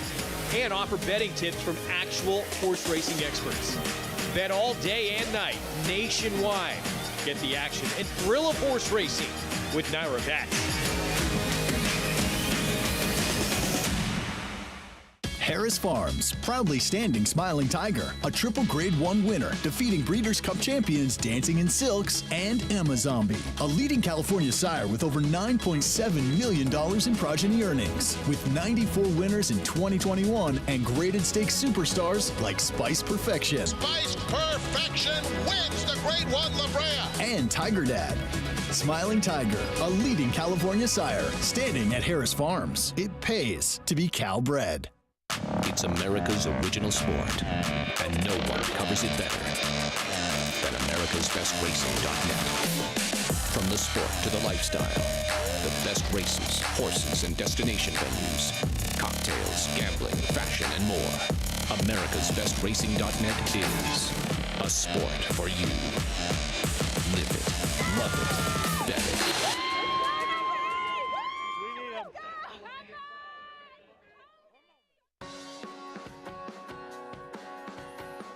Glad to have you with us on this Sunday afternoon program brought to you in part by Naira Bets, where you can play it all on America's Day at the Races. Go to NairaBets.com, download that Naira Bets app, and bet any track, anywhere, anytime.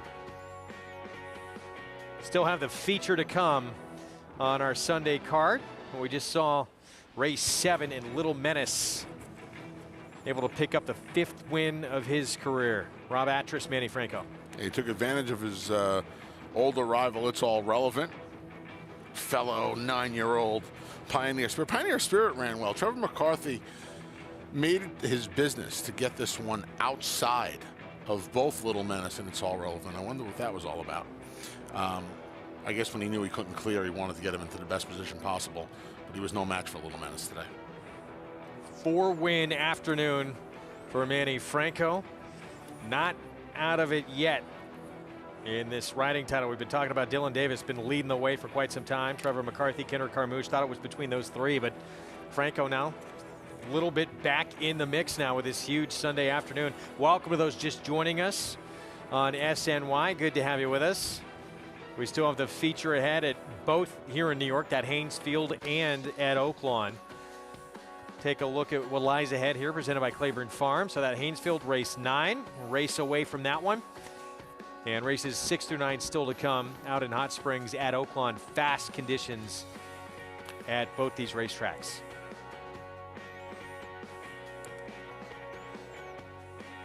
Get signed up, started, play all the action with Naira Bets.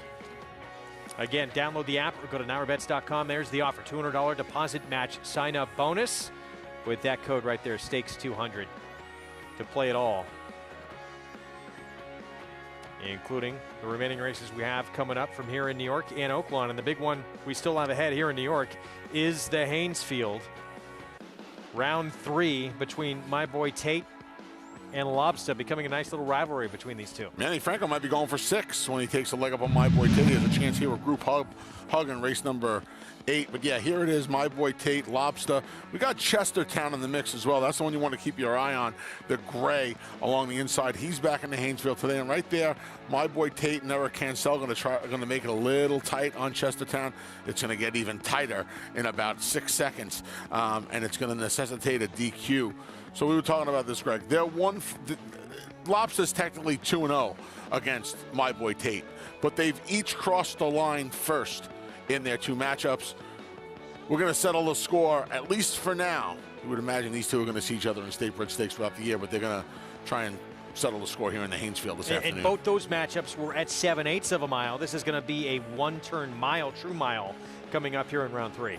I would imagine, and this is my opinion, I don't have to be right about this, My Boy Tate is playing Lobster's game today. Lobster already has, and My Boy Tate has wins at a mile as well. But they're playing Lobster, winning this race. They're playing Lobster's game today, in my opinion. So we'll see if My Boy Tate, especially as he starts to get a little older, if he appreciates the added distance or if the younger Lobster takes advantage of him. He's still running figures that are some of the best of his career at this advanced age at 8. And again, we saw a 9-year-old step up and run one of the better races he's ever run. Granted, that was at Oakland the other day, but My Boy Tate looks like he still has it. I think it's more than those 2 in the Haynesfield. We'll get to that later on, though. All right. Tipped your hand a little. I think I know who you like. I did. Oakland, race 6, 20,000 starter allowance. And Kershaw, Roaming Union, Sign of the Cross. I thought even hardly a secret in here. All contenders in this race coming up. It starts the late pick 4. And a competitive group going a mile and a 16th. Let's check in with our Hall of Famer, Gary Stevens, and a rider making an impact. Yeah, guys, it's Tiago Pereira. It's been a little bit frustrating coming here to Hot Springs at Oakland Park. A lot of people out here didn't know that he's been in California for the last 8 years.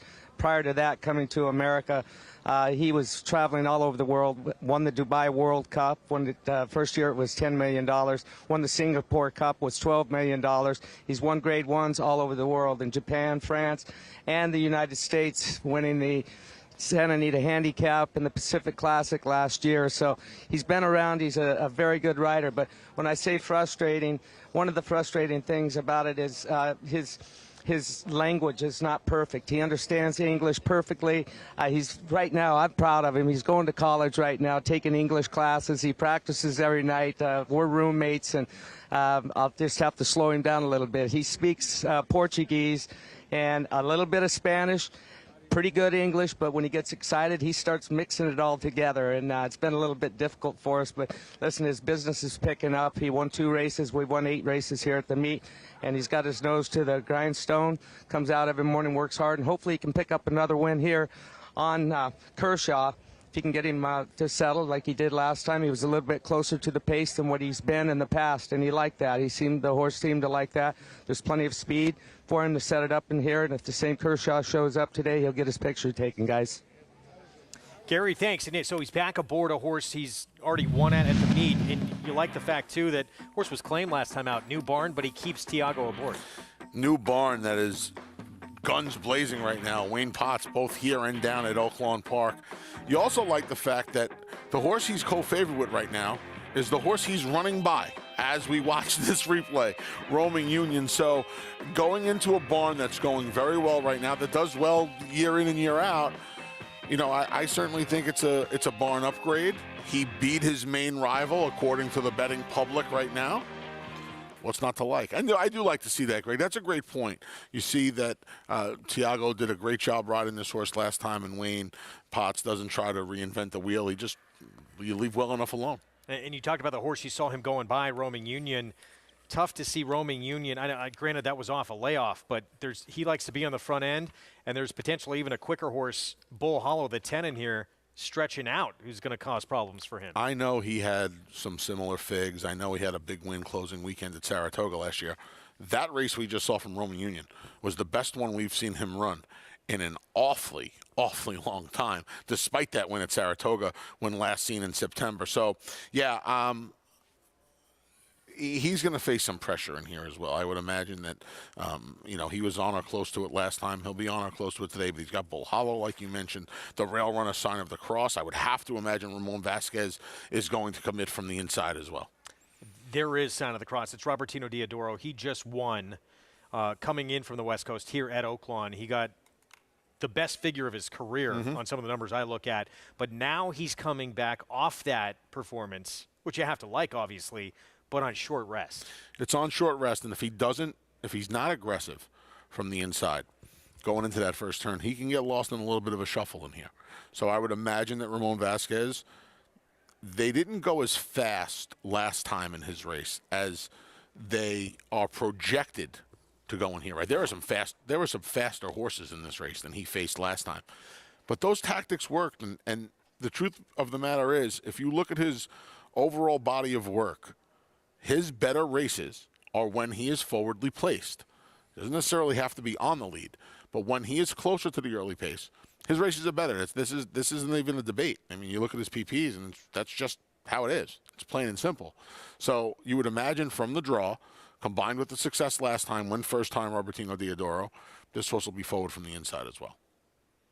7-2 right now on Sign of the Cross from that inside post position with that scratch of the 1. Kershaw, though, Tiago Pereira looking to go back-to-back here on this horse for, again, a different barn, but a barn that's going great wherever he's sending out horses. As you mentioned, this is a horse that would like to see a duel up front.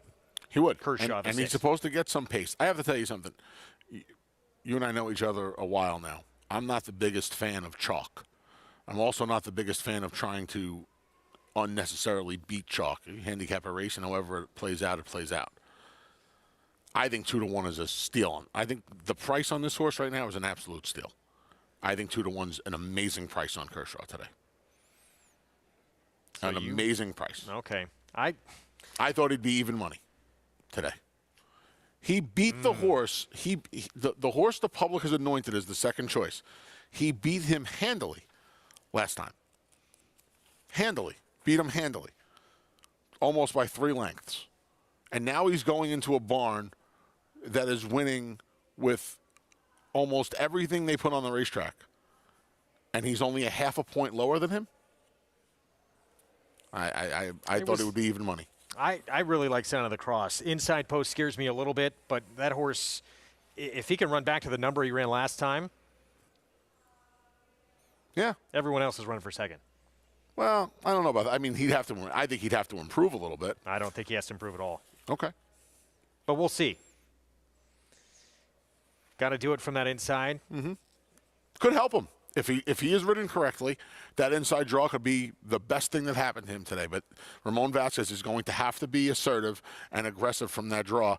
And that's he's the type of rider where you expect that from him. So I would expect nothing less than this horse being forward today. Been pretty consistent, too. 5 wins, 4 seconds, and 14 career starts. We're set for the 6th, start of the pick 4. Let's go to Vic Stauffer.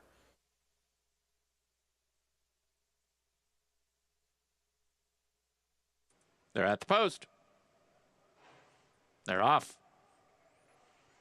Roaming Union and Sign of the Cross shows speed. Bull Hollow and a hard scent Colosi close up. Last Chance at Glory is also into the bid early. They go very fast. Hardly a Secret and Kershaw are next. Then comes First Line in Morocco, and the trailer is Ego. Last Chance at Glory and Roaming Union to the backstretch. Last Chance at Glory ahead in front. Roaming Union comes right back at him and now pokes his head in front. Colosi gallops in third. He's 2 from the front with Sign of the Cross fourth at the rail and 2.5 lengths off the lead. Bull Hollow is 5th, and he's only 2.5 from the front as well. 2.5 back now further to Kershaw and Hardly a Secret.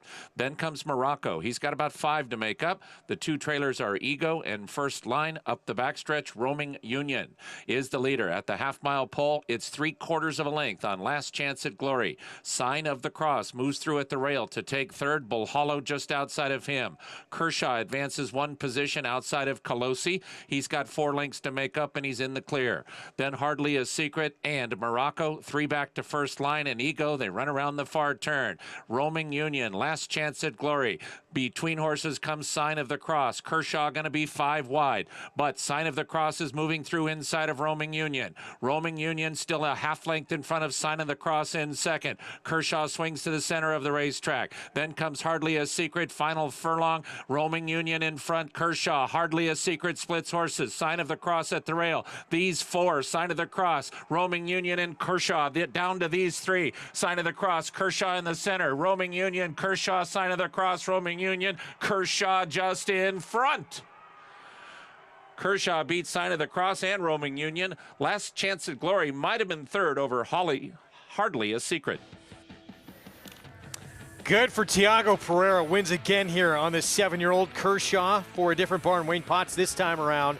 And Kershaw now 7 wins in 30 career starts. Yeah, big effort from this horse today. He didn't break that well. In fact, when Roaming Union came out of the starting gate, he kind of crossed over on him just a little bit, maybe take him out of the game a little bit. It didn't work. Tiago Pereira did a great job not rushing this horse. He let him move up on his own. He found position mid-pack, laying 6th, 5 lengths off the lead, and he knew he was on the best horse. He let Sign of the Cross and the rest go to the inside.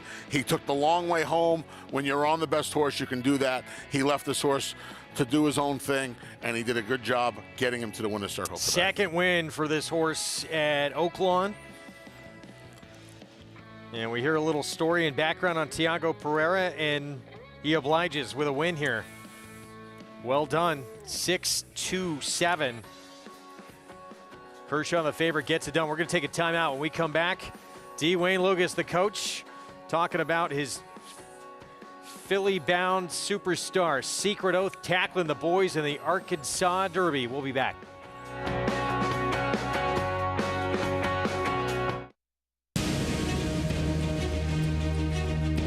Precocity. Strategic speed.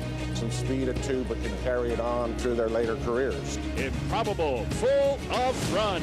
Improbable, now a Grade 1 winner. It is a complete runaway, an authoritative run. It's Improbable to win the Whitney.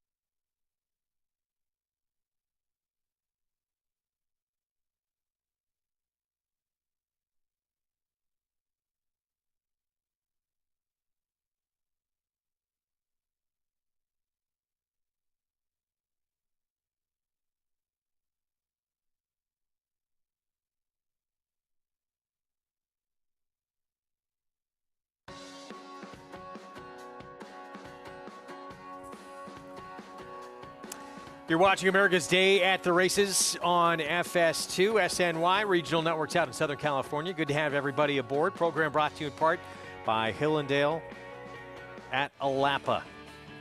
Kershaw, new barn, same result as last time. Yeah, same result as last time. A little bit of a different trip this time. He wasn't as close as he was last time, especially in the early running.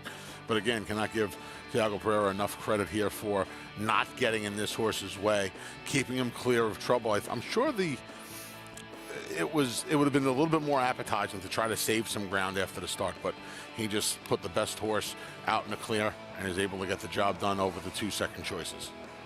$5 for the win. Nice call. 6, 2, 7. We're going to talk the big one still remaining on this circuit leading up to that first Saturday in May. The Arkansas Derby, of course, remains 100-point race that will guarantee you getting into that starting gate. And Dwayne Lucas, he has done this before. I obviously won a Derby with our own Gary Stevens, but he did it in the Arkansas Derby with Althea back in 1984. Secret Oath going to tackle the boys in the Arkansas Derby. How many people can say they won a Derby, Connections won a Derby with a colt and a filly, right? Thunder Gulchin winning colts. This was a fantastic effort. And you and I have talked about this off camera. If there was ever a year for a filly to maybe tackle the boys, this would be a good one. No filly has done it since the point system has been implemented. Part of the reason is what the coach has to do. He has to run her in the Arkansas Derby to get enough points. There's been some debate, should the Oaks leader, points leader, maybe get the berth in the Derby if she wanted one. That's up in the air. That's up for debate. This is not. He's going to run her in the Arkansas Derby. They have not committed to a Kentucky Derby run. She can run in the Arkansas Derby and still go Kentucky Oaks. I think that's smart. I think that's a real smart thing to do. Don't commit yourself now. There's no reason to. And with the whole 100-point series of races still to be run, we don't know if one of these colts is going to grab the mantle and emerge as, I don't want to say an unbeatable or an impenetrable force, but maybe somebody's going to overwhelm us and knock us off our feet in the next 6 weeks and force her back against the fillies and the Oaks. Yeah, we'll find out. And the fact that obviously we have the big 100-point races left, and we're getting close. We're running out of time, but at the same token, there's still a lot that can happen in this next few weeks leading up to the Derby. Dwayne Lucas, though, he has a very athletic and talented filly. She's going to tackle the boys, and let's hear from Coach. We thought if we were going to try it, she's got an affinity for this racetrack. She's coming out of her own stall. We don't take these decisions lightly, though. We're looking at maybe her handicap numbers, which are not infallible, but they're at least a way of gauging some of it. How does she stack up with the colts? Is she as good or competitive with them? And then, obviously, the $1.25 million is a factor too versus 600. So we like the idea of the larger purse, and we're still thinking Oaks, but if we're going to try something against the Colts, this is, I think, the spot to do it in. It's going to add a lot of intrigue to that race. It's going to be fun to see her just in the mix with Dwayne Lucas's history as well, with fillies being able to beat the boys, not only in Triple Crown events, but in this race as well. So we'll see her numbers, her figures. They match up with this group too. I think you look at the different circuits across the country, and this would be seemingly the most ripe circuit to take a shot against the boys. A lot of factors, and the coach has all of his T's crossed and his I's dotted, right? You're going to handle a filly a little differently than you're going to handle a colt. He said it. She's going to run out of her own stall. That's seemingly important to him. That's number one. Number two, there seems to be an awful lot of speed on this Kentucky Derby trail. She has the ability to rate, and she has the agility to go inside of horses and outside of horses. Two big factors. Plus, he has Ethereal Road, who was impressive on the circuit down at Oaklawn Park. He's going to go to the Bluegrass, so he's going to keep his two Derby contenders separate. I'm sure that'll be a factor, too. How well does Ethereal Road run in the Bluegrass? See which way he wants to go with the filly. Back to New York. We got a 50,000 starter allowance coming up next. One-turn mile. And wide open betting board. 7-2 is your favorite. That's Group Hug right now. With the hot hand, public catching on to the fact that Manny Franco's winning most of the races. Looking for number 5 here on the current favorite. Here's Royal Number, Michael Trombetta. One of 3 7-2 shots right now. This horse ran best buyer fig of his career in the slop last time when he just got beat by a horse who does not like to pass and win, the Peruvian Boy. Next door, the 2, Good Culture. Gustavo Rodriguez chased a slow pace last time out, got second. Yeah, if you made a place parlay with this horse since Gustavo claimed him, you're perfect 3 for 3, as this horse has finished second in all 3 of his starts for the barn. It's the one who beat him last time, Full Moon Fever. Yeah, he should get another good setup in here. He was first off the Mark Hennig claim, ran the race of his life on a sloppy track. Hadn't had a lot of success on wet track in the past. We'll see what happens when he gets to dry ground today. He's a square price at 9-2. Can Manny Franco get number 5? He's on the 4 group hug. He'll replace Kendrick Carmouche, who rode this horse last time. Carmouche on the other, one of the other favorites in here. This horse, he's a grinder right now, Greg. Jackie Davis, rider change on the 5 Air Show. Yeah, finished 4th last time out, going 6.5 furlongs. This horse stretches out. The stretch out should help, but he might be a little too cheap for these. Second off the layoff for Dangerous Edge at 4-1. This horse opened the favorite, took a lot of money early. He's still vying for favoritism as the 4th choice at 4-1.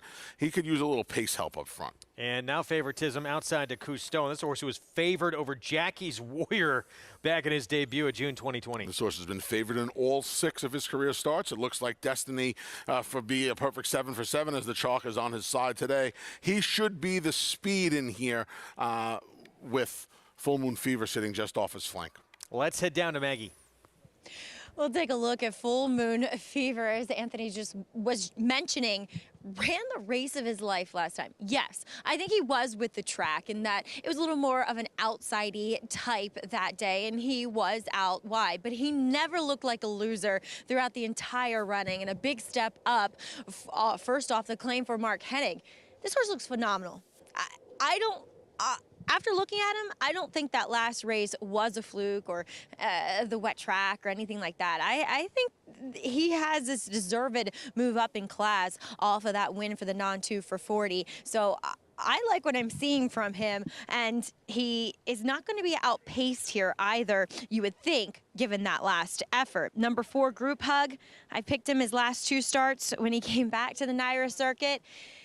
And again, I would pick him. He looks phenomenal here, getting a nice warm-up with Manny Franco aboard this time. But the problem with him is that he just doesn't seem to have that tactical pace in which, therefore, he finds himself in uncomfortable situations and positions throughout the running of the race. He ran fine last time, and he consistently runs kind of the same number, and Manny is giving him a good warm-up, so maybe Manny will try for a little more forward position this time, but I don't know. I've kind of had my feeling of thinking I might want to try somebody else today. As we move on to number 6, Dangerous Edge, who was taking a lot of early money. He's since drifted up, and I'm glad I see that. And I'm not going to knock him if he continues to drift up. But when I saw him as a short price early on, I was kind of scratching my head. And I know it's not a beauty contest, but of all of these, he's kind of the one I would have left out from an appearance standpoint, as my pick is now the favorite, unfortunately. For me, his number 7 is Cousteau. He kind of reminds me of Little Menace. Probably not as good, obviously, but he's that into mischief that doesn't really look like they want to run longer, but actually it might play favorably into his hands, and that he is the speed in here. As I said, we'll see what Full Moon Fever does. But he's the speed if Kendrick wants to control things first off the claim for Linda Rice. And again, another one with the track. But I think this guy has been the favorite because I think people are trying to get him to live up to that pedigree, as Craig just mentioned, favorite over Jackie's Warrior. I mean, he's an into mischief half-brother to Paris Light, so greatest stakes winner. But I am okay with this stretch out, given the fact that I think he can control Greg. It would seem so, and gets the outside post, a positive as well. Kendrick Carmouche looking for number 2 this afternoon. Yeah, I mean, he's supposed to be the speed Cousteau. He's supposed to go right to the top, and he's had success on the front end. In fact, his lone win came when he was able to control. I don't even think he's going to have to go that fast to control. This race, you know, a lot of these paces, and we talked about it quite a few times this afternoon, between here and Oaklawn Park, we've had some murky paces. This pace does not look murky. This looks like Cousteau goes to the lead. It looks like Full Moon Fever sits right off of him. And part of the reason it looks as clear-cut as it does is there are a lot of horses in here, Greg, that just they have zero speed. I mean, Royal Number doesn't have any speed. Good Culture to this point doesn't have any speed, though I would not be surprised if Gustavo Gustavo Rodriguez and Jose Lezcano employ the same tactics they used when second earlier with the horse in the 6th race, the maiden whose name's escaping me right now. Check that chip. I would not be surprised if this horse was more aggressively handled today. But, you know, Maggie talked about a group hug. He's just a one-run, one-pace kind of horse. Air Show, Dangerous Edge needs some pace help. So this race is supposed to, and you feel confident, I think, more so than in other races. This race is supposed to line up 7-3. 90% of the time it's lining up 7-3. 10% of the time it's lining up 3-7. Air Show, the 5 used to be very quick. And Jackie Davis is a rider who's filling in here that usually you can count on to be aggressive and use a horse's ability on the front end. But the last couple of starts, we just have not seen that speed from the horse, although they had an excuse last time. Since he left on man Tom Amos's care. But I would expect that might be the one to try and pressure. Maybe. I guess. I mean, coming out of the 6.5 furlong race where he's completely outpaced, maybe. Let's look at Royal Number. 7-2 right now. There he is, son of Palace Malice. This was on this wet, sloppy track back on February 13th. He's going to put his head in front, and he's going to put about a half length on Peruvian Boy. Peruvian Boy is a horse that does not like to win. He is not the hardiest soul on the racetrack, and Peruvian Boy's going to come back and put it on his noggin. Based on that, it is very hard for me to take Royal Number. I also wonder, and I think about this and talk about this more than other people do, how much did the wet track help? This horse really seemed to thrive and flourish on the wet ground last time. I don't know. He's kind of ordinary to me. His figs are kind of ordinary on the fast track. You got to go back almost a year to that Federico Tessio to find a solid fig. But truth be told, you know, a lot of his races, he has 1 or 2 races that would make him a player. His other races don't really get him much in here, and he's way too short a price at 7-2 for me. Horse who was in last year's Withers here at Aqueduct. There he is, loading up. 7-2 on the board. Favorite, the horse who should be controlling up front early, Kendrick Carmouche on Cousteau from that outside post. Linda Rice claiming off of Mike Maker. And this horse trying to get just his second. When you mentioned the horse who Peruvian Boy, Royal Number, was behind last time, doesn't like to win. Most of these horses don't like to win a lot either. Yeah, that's why they're in the condition claimers, the star allowance races. Chris Griffin with the call, race 8 here at Aqueduct. Our feature, the Haynesfield, still to come. Cousteau to the outside. All in line. All set. And they're off. Speed towards the outside from Cousteau. Dangerous Edge is in the early mix, and here comes Air Show, who emerges in those yellow blinkers. At the rail will be Good Culture, but Cousteau and Kendrick Carmouche, they will cross over, and they're up by an easy length and a half as they get set to come out of the chute. Good Culture has taken second. In tight here, Full Moon Fever, as they really stack up. Dylan Davis had to check out of there on Full Moon Fever, who's now shuffled back to the 5th spot. They sort themselves out as they move up the backstretch. Cousteau's got the lead. Up on the outside is Good Culture. At the rail, saving ground, Royal Number. In between horses, there is Group Hug.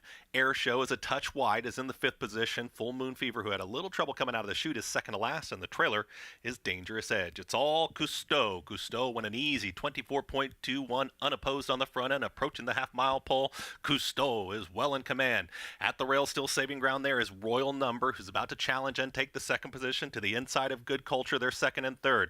Air Show has been wide, but here comes the run from Air Show, is now taken 2nd, and Air Show is moving quickly around rivals. In behind that will be Group Hug, who got caught in a little bit of traffic, Full Moon Fever, and then Dangerous Edge is the trailer. Cousteau, 48.14, and an oncoming Air Show ranging up on the outside. Under a full drive comes Group Hug. Lined up here at the top of the stretch. Air Show, Cousteau gets real tight here for Royal Number, and immediately pouncing up on the outside is Group Hug. 4 of them line up now, 5 with Good Culture in the mix as well. It's Group Hug who's got a nose in front. Cousteau is not going anywhere in between horses. Air Show, Royal Number's got room, and Good Culture up on the outside. Here comes Good Culture with the momentum. Good Culture to the outside of Group Hug. Good Culture gets the victory. Good Culture. Then comes a photo there, looked like Group Hug, over Cousteau in 1 minute 38.08 seconds. 12-1. Good culture. Jose Lezcano, Gustavo Rodriguez, the upset here in the 8th. Hustled him out of there. He wound up sitting second. The 3 Full Moon Fever did not get a good start and lost position early on. Good Culture kind of had the position I thought Full Moon Fever would. Jose Lezcano kept this horse in the game from the bell today, and that was important, Greg, because he starts to drop back on the turn, and you think maybe he's not going to get anything. Once Jose gets him outside of horses, he kind of re-rallies. Cousteau looked a little leg weary the last 1/8 of a mile. Group Hug did his thing. He's Group Hug. He's one paced around there, and Good Culture able to take advantage at double digits. Just the second win in 13 starts. Talk about second-itis for this horse. 6 seconds and 12 career starts, including 3 in a row. Finally breaks through with another win here at 12-1. 2, 4, 7, 1. And Kender Carmouche got things the way he wanted up front, and then he knew he was in a battle turning for home. No excuse. 24-48, 24-1, 48, 112-4. Very little excuse for Cousteau. The only thing you'd think is he just has a little bit of an issue getting that extra distance. We're going to take a timeout. Feature race on this Sunday program still to come here at Aqueduct in the Haynesfield. Round 3 between Lobster and My Boy Tate. He was 28-1 when he shocked everybody in that New York Stallion Series, but he ran big again in the Say Florida Sandy. Can he make it 3 for 3? We'll find out next.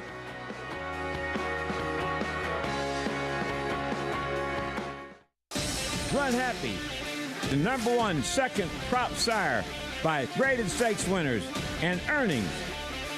Run Happy is represented by Smile Happy, the Kentucky Derby individual future pool favorite. A leading dirt sire and now with an exciting Kentucky Derby hopeful. Call Bernie Sams now and book your mare to Eclipse champion Run Happy right now. Run Happy standing in stall 1 at Claiborne Farm.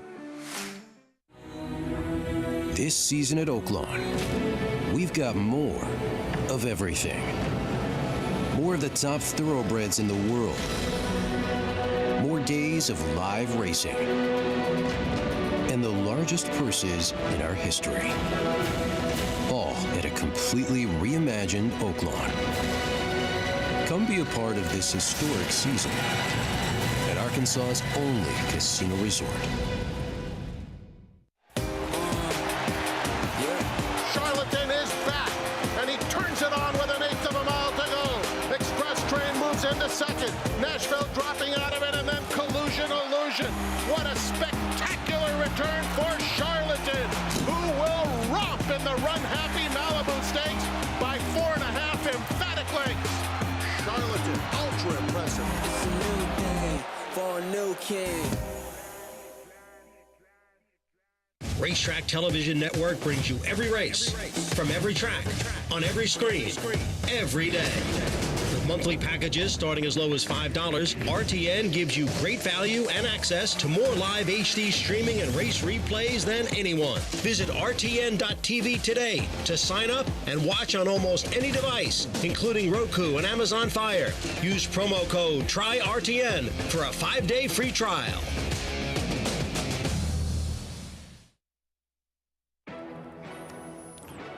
Back at America's Day at the Races, program brought to you in part by America's Best Racing. For the love of the race, visit americasbestracing.net today. Our feature coming up next, back in the 8th, 12-1 after we had, what, a 3-5 beat in the first leg of the Pick 6? Yes, sir. Maybe shorter, right? What was efficiency? 2 to 5? Yeah, 3 to 5. 3 to 5. Wow. Yeah. There you go. Well, you got a little horse here. I just checked the Pick 3s. This horse was the 5th choice in the Pick 3 going into this, so he was all of that 12-1 on the tote board. He's going to play big in this Pick 5 and Pick 6. Going good late in here, and Jose Lezcano, as you predicted in here, he needed to put a little pressure on. This race was ripe for a little aggression, and Jose Lezcano did a good job. Twice today, these connections showed some aggression with their runners. One horse got beat a Zop. The other horse gets the job done at 12-1. Awesome, Aaron. Kicked off the late Pick 5 at a very short price. Was all out to do it in a photo. Little menace and now a number. And it only takes one for these late Pick 5s to be extremely profitable. Feature coming up next. It is the Haynesfield one-turn mile. Raced it last year, was won in the slop by My Boy Tate, the 8-year-old, who's an 11-time winner of over $740,000. Going up against, again, Lobstun here for the third time in their careers. Yeah, looking forward to the rematch. Right now, My Boy Tate on the board 3-1, Lobster 2-1, co-favorite. Yeah, looking forward to seeing these two. And a couple of, one new shooter, namely, joining the fray, who I'm interested in. Back at Oaklawn, race 7. Maiden special weight, 6 furlong sprint coming up in this spot. And it's a first-time starter who is actually favored. We'll get to in a moment. We start with McMansion, second time out. Yeah, this horse gets Lasix and gets onto a fast track for the first time while drawing the rail for her second start. Devious speed and then backed up in the debut, Ron Moquette. Yeah, this daughter of Into Mischief was flying on the front end, and then as soon as the horse came alongside of her, she kind of spit the bit. Comedy Act, blinkers on. Blinkers on for the third start for Randy Morse, who's having a good meet. The bug boy, John Geraldo, lands here. Wow, here's the favorite, a first-time starter for Mike Maker. Great daughter of Liam's. My Sharona gets Lasix, Ricardo Santana Jr. for the debut. Lukewarm chalk right now. Martique Miss going to bump back up in class, opportunity number 9. First off the claim for Cipriano Contreras, whose numbers are not great recently, first time out of the claim box. Distorted Secrets claimed and going to jump up in class. Yeah, Carl DeVille claimed this one. This filly ran third in her debut, second now, and tries special weight for the first time. 9-2. This is start number 15 for church service, but has many races that fit with this group. Perhaps appropriate on Sunday for church service to be going over as face the starter. 9-2. Like you said, though, an awful lot of chances. Here's a first-time starter. Dam did produce 2 multiple winners. Jogs 21-1. Something I don't do. Dan was 0 for 4, first-time Lasix, and Louis Quinones is aboard. Candy Wrapper Crazy. This one showed speed in the mud last start. Now we're talking my language. Candy Wrappers. Yeah, this horse showed some speed. Going to have to deal with the Moquette filly inside of her. She's a square price, though, at 14-1. It's another first-time starter. This one for Robertino Diodoro. Daughter of Candy Ride, Lac Vu Dessert. 5 for 25. That's, again, dessert. That's for me. That's desert, actually. First-time Lasix. Had that sharp gate work back on March 6th at Oaklawn Park. 59-4. Bowled a best of 14 in the morning. And Asmuz and Rosario teaming up with Magic Mags. Took some money in that debut, but did not run well. This was the one I was most interested in here, Greg. Broke mid-pack that day, did not get away from there that well, then kind of just looked disinterested. I wonder if it was more of a kickback kind of thing. She was 9-2. She's twice the price today. She gets Joel Rosario aboard. She gets an outside draw. I don't love the 3-year-olds running against older. Keep in mind, though, that she was doing that 2 months ago already. So as a newly turned 3-year-old, she was trying older. I'm still not a fan of it, but this is a big 2 months, and maybe at that price I'd be willing to dip my toe in the water. Well, we got 3 first-time starters in this field to help us sort things out with the firsters. Let's go to Gary Stevens. Yeah, guys, but my Sharona, she's a standout. Beautiful gray or roan filly. She's massive. Went through the paddock like she had done it a million times. You worry about how they're going to break the first time out. She's down inside towards the, middle of the pack. 11 horses in this field, and then the 10 horse, Lac Vu Dessert. We'll try and get you some dessert there, Andy, or Anthony, for sure. She's another one that's beautiful looking filly, and it's hard to separate these two. They are, to me, the best looking fillies in the race, and again, she was very professional out on the racetrack, warming up right now. I favor her outside post position. Only one horse outside of her. If things stack up down inside a little bit for my Sharona, could be difficult to overcome that with the first-time starter. But my pick's going to be Lac Vu Dessert, guys. Hey, Gary, it's Anthony here. First of all, I'll take a piece of carrot cake. Secondly, the 3-year-olds against the 4-year-olds, it's something that concerns me a little bit. In your experience, is that something that is something you'll take note of this time of year still? Absolutely, but like you said, they've been riding these 3 and ups since the first of the year, since January 1st. He was riding these races, and I wasn't a fan of it then. I think we're a little further along right now. Both of these fillies, Lac Vu Dessert, she looks very mature for her age. She acts like she's got a really good head on her shoulders. So, if she's shown in the mornings that she may have this type of ability, and Robertino Diodoro, as well as Mike Maker. They're they're not going to shove horses down their throat that they don't think they can compete with. That's my opinion right now, Anthony. Thanks, Gary. So 2 first-time starters, the 4, the 10, the top 2 choices on the board, although modest favorites at that. But, you made the point with the winningest barn in the history of North American racing, Steve Asmussen. They've forgotten about this horse who did get bet a little bit in that debut against Sweet Tea, who won with an 80 buyer. Mun Love came back to win for Mike Maker with a 71 buyer. And this horse, the break just kind of broke in. I didn't think the break was that bad. She kind of broke inward in that debut. I don't know if it compromised her a whole lot, but she was probably a little further back earlier than she wanted to be. See if she can break better here from an outside post. That was kind of it, though, right? She broke that way, and that was it. And you see the filly that Gary highlighted now taking a punch down to 3-1. Wow. She's your favorite. Now, I liked all the things Gary said, and I'm also going to try to side with the fillies that are outside in here because there appears to be, along with Candy Rapper Crazy, who was in post 9, the speed seems to be something right. Comedy Act is getting a pair of blinkers. She flew out of the gates at Churchill Downs in her debut. We talked about Devious and how much speed she had. I would imagine Distorted Secrets is going to be forward. She was forward last time. She's probably not fast enough as some of these other fillies. But I think I want to be in the outside flow here, and as the pace comes back, I want to have the outside filly. So I'm going to go 11-10 here. I like Magic Mags. Meanwhile, you got the 5 in this race who, yes, she's stepping back up in a maiden special. She was in a maiden 50 claiming race last time out, but she's been in maiden special before. She's actually hit the board on several occasions against maiden special. You're getting 701 right now. Just a case that she's had too many opportunities for you? For me, yes. I'll tell you one thing, though. You would imagine she's pretty fit off a couple of mile on the 16th races off of the December break. So she had a 2-month break. She had 2 mile on the 16th races, one against similar company, one against maiden 50s where she showed the lead, showed speed and tired late. And even sprinting, she's tactical. She's not going to be that far out of it. Yeah, and Francisco Arrieta, one of the leading riders down at Oaklawn, he's won a lot of these races by being aggressive. So you would imagine she's going to be forward as well, as forward as she could be, cutting back to the sprint. And then the other one with experience is the 7. Martique Miss is finished ahead of her both times that they've squared off. But Church Service, very good effort last time out. It was in the mud. You're getting 5-1 on her.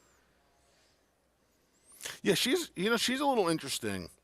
She was a little bit more of a price. I don't deal in absolutes in horse racing. There are no absolutes. There are barns and jockeys I'll tend to stay away from. There are some. Nothing's written in pen for me. Everything's written in pencil, and I have a real big eraser at the end of it. That's at this game. You have to be that way. You have to be that way in this game. One of the things is 0 for 10. When they're maidens and they're 0 for 10, I tend to let them. At the very least, I won't pick them on top. I'll use them in multi-race sequences, but I'll tend to let them beat me. Well, we talked about the firsters. What about an Asmussen Rosario runner with a race already under her belt, Gary, at 9-1 right now? Well, guys, I was listening to your conversation. If you're playing pick 3s or anything like that, I would say the trifecta, whatever, don't leave this filly out. You can forgive when Asmussen has a first-time starter that doesn't perform that well, and it was bet first time out at 9-2, almost 5-1. This filly was gorgeous as well, and she was very poised when she came onto the racetrack. She's had that one race under her belt, so don't throw her out, guys. We both agree. I think she looks dangerous. You got to give her another chance. Everyone's just left the bandwagon. I bet her on one that took some attention first time out. I bet her to win, and I boxed 10-11. That's what I did in here. I want the outside. I want the outside flow in here, and I'm going to forgive. I'm also someone who is a little bit more forgiving of debuts, and I kind of feel like once she lost that position early and that dirt hit her in the face, that was the end of it for her. So now not only does she have the experience under her belt, but she gets the defending Eclipse Award winning rider and the outside draw of all these fillies. I think that's very important for her here. And the fact that she was 9-2 first time, and if you're gambling, you're getting twice that price today. I guess at least the poor break in the debut, the fact she's drawn outside, at least she broke inward, not outward. Mm-hmm. Not to say that couldn't happen today. Still a concern, but, you know, it's a little bit less of a concern when she's drawn outside. She's going to stand in the gate a lot less than she did in her debut. I think there's a lot of things to like about her. She took a tick down to 8-1. That was not me, Greg. 5-2 on the first or next door, though. Robertino Diodoro, David Cohen. And Dam, well, actually was a 3-time winner on the turf. Vic Stauffer with the call. Here's the 7th from Oaklawn. And Magic Mags.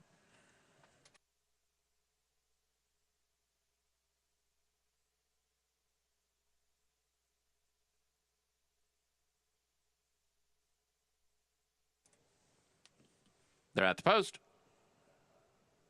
They're off. Terrible start for McMansion. Devious and Comedy Act break well. Lac Veilleux des Serres away third. Then Church Service and Distorted Secrets, followed by Magic Mags and Martique Miss. Candy Wrapper Crazy is next. Then Mama Sharona, followed by the slow-starting McMansion. And the trailer is Jog. Up the backstretch with a Devious and Comedy Act. They're 1-2. Devious ahead in front. Comedy Act is second by 2 lengths to Lac Veilleux des Serres, Church Service and Distorted Secrets at the rail. Then comes Magic Mags, 6 with about 4 lengths to make up. She's a length in front of Martique Miss. 2.5 back to Candy Wrapper Crazy, then McMansion. Second to last is Mama Sharona, and the trailer is Jog. Wide open top of the stretch, Comedy Act. Lac Veilleux des Serres in the center, coming on and challenging. Those two are 2 lengths now clear of Church Service and Devious. Top of the stretch, Lac Veilleux des Serres takes charge, and she is running beautifully. Lac Veilleux des Serres now 3 in front of Comedy Act in second. Martique Miss splits horses, trying to get into second, but will not catch this flashy first-timer Lac Veilleux des Serres. Lac Veilleux des Serres won by 3.5. Martique Miss did get second. It's close for third between Comedy Act and Candy Wrapper Crazy. First-time starter does get the win in here. Robertino Diodoro, David Cohen, Lac Veilleux des Serres got her a candy ride. Convincing win. Gary was right, and the public were right. The money just came pouring in on this daughter of Candy Ride, and it was all right. I'll tell you who I want to keep an eye on out of here. The other first that took some money, Mama Sharona. She went running. She came running late. I believe she finishes 5th, if I'm not mistaken, or 6th. And she, by the time they got to the clubhouse turn, she was galloped out past the field. Keep an eye on her next time out. Maybe a little bit more ground at Keeneland. 1:10-2 final time for the 6 furlongs. Impressive debut for that filly. We got the feature next from New York, the Haynesfield, and my boy Tate Lobster going head-to-head for the 3rd time in their careers. There's my boy Tate, the 8-year-old multiple stakes winner, looking for the 12th win of his career coming up. We'll be back.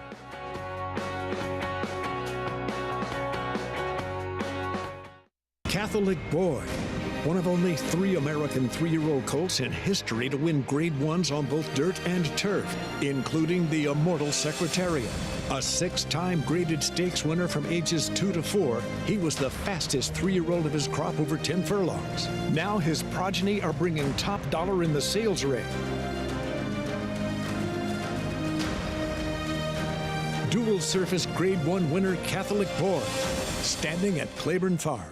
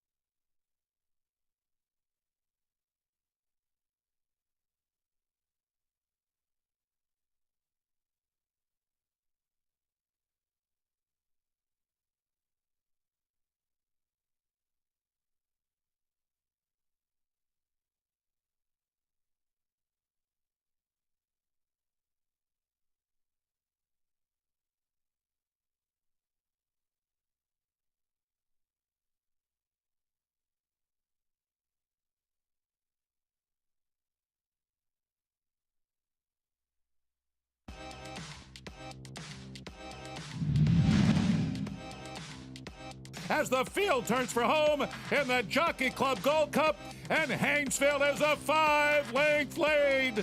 Blame running out of ground now with 3/16 of a mile to go. Fly Down is third on the outside. Final furlong, Haynesfield and Ramon Dominguez. He's like a statue in the stirrups. Haynesfield has crushed his rivals. A worthy front-running winner of the Jockey Club Gold Cup. Blame had beat Haynesfield by 11.5 lengths in the Whitney back in August. This ended a 5-race win streak for Blame. Ramon Dominguez sending Haynesfield to the front. Nobody went with him. No, nobody went with him that day. And he was there. Blame comes back, of course, to win one of the most famous stretch duels in the history of racing, holding off Zenyatta for the undefeated career in the Breeders' Cup Classic in 2010. What a hard knock in New York Brett Haynesfield was. That was an incredible performance there. Look at this resume from the New York bred son of Speightstown. 10 for 19 overall, 1.3 million in earnings, and that big moment as well in that Grade 1 Jockey Club Gold Cup. This year's edition of the Haynesfield, here is Brew Pub coming off back-to-back wins. Started his career 0 for 20. He's won his last 2 starts, both on sloppy sealed tracks right here at the Big A within 10 days of each other. Water's Edge getting his first try in Stakes Company. Blinkers went on. He was a little more focused last time. He was basically wire to wire. We'll see if he deals with Lobster early. Here is the accomplished My Boy Tate, surprisingly 3-1. Won this in the slop last year, 1-2 back before being DQ'd in the Safe Florida Sandy. We'll see how he rebounds going the mile here. Lobster beat My Boy Tate straight up back in December. 4 for 7 at Aqueduct, 2 for 3 at the mile. We'll see if they play his game going the 8 panels today. Our last bucket, 10-1 with Kendrick Carmouche. Former New York bred stakes winner, won the Safe Florida Sandy last year, has not won in a half a dozen starts since. And Chestertown comes in off a win, son of Tappet. Yeah, he's another horse, loves the Big A. He also is good at this distance. He's drawn outside today, and maybe he gets first crack. He's taking an awful lot of money in here, too. Trained by the man who trained Haynesfield, Steve Asmussen. 5 minutes to post in our feature. Let's go down to Maggie. And of course, Toby Sheets as well, who is Steve Asmussen's main assistant here in New York. We'll get to Chestertown in a moment, whom I think this would mean a lot to Toby if they were able to pull off a slight upset. Looking at the board now, but let's take a look at number 2, Water's Edge. He is the up-and-comer of this group, and I suppose it's a good thing that he is a homebred because, while despite having a magnificent frame, he's beautiful. He's long, rangy, and scopy. When I watch him walk, he's just not a very good walker, but he's one of those horses that the faster he goes, the more efficient and fluid his stride becomes. As you can see him out on the racetrack, he looks fantastic. I think he gets a class test here. I don't think the horses that he beat last time even have a whisper of getting close to the horses like My Boy Tate or Lobster or Chestertown. So he's a little up against it as far as class, but at least physically he matches up well with his foes. The other problem with him is being drawn down towards the inside. I don't think he's in ever a comfortable position, probably having to stalk right behind Lobster, as he is one that does have some early pace as well. Moving on to number 4, that's Lobster. As Gary Siaka has cited, that time in between races seems to do this horse well, and you can see it with him as he shows up here today off of that 2.5-month layoff. His weight is fantastic, possibly better than what I've seen from it in the past. And too, Gary has said that he's really turned things around after getting glue-on shoes put on for that break in between July and December. He's worn them in his last 3 starts. I can speak first-handedly about how much a difference that makes to a horse when they don't have the nails in their walls. Therefore, it alleviates that pressure. No foot, no horse. And I like what I'm seeing from Lobster as he looks to control here. But I like what they've done with Chestertown. And who knows? He never really got a fair shot of it going back to the Safe Florida Sandy, where he was the main reason why My Boy Tate was DQ'd. I like the fact they decided to turn him back off of the August 2, October layoff. now they put a bit more speed into him. They have taught him to sit a bit closer, and I think that bodes well for getting back to a mile, which I think he's perfectly suited to.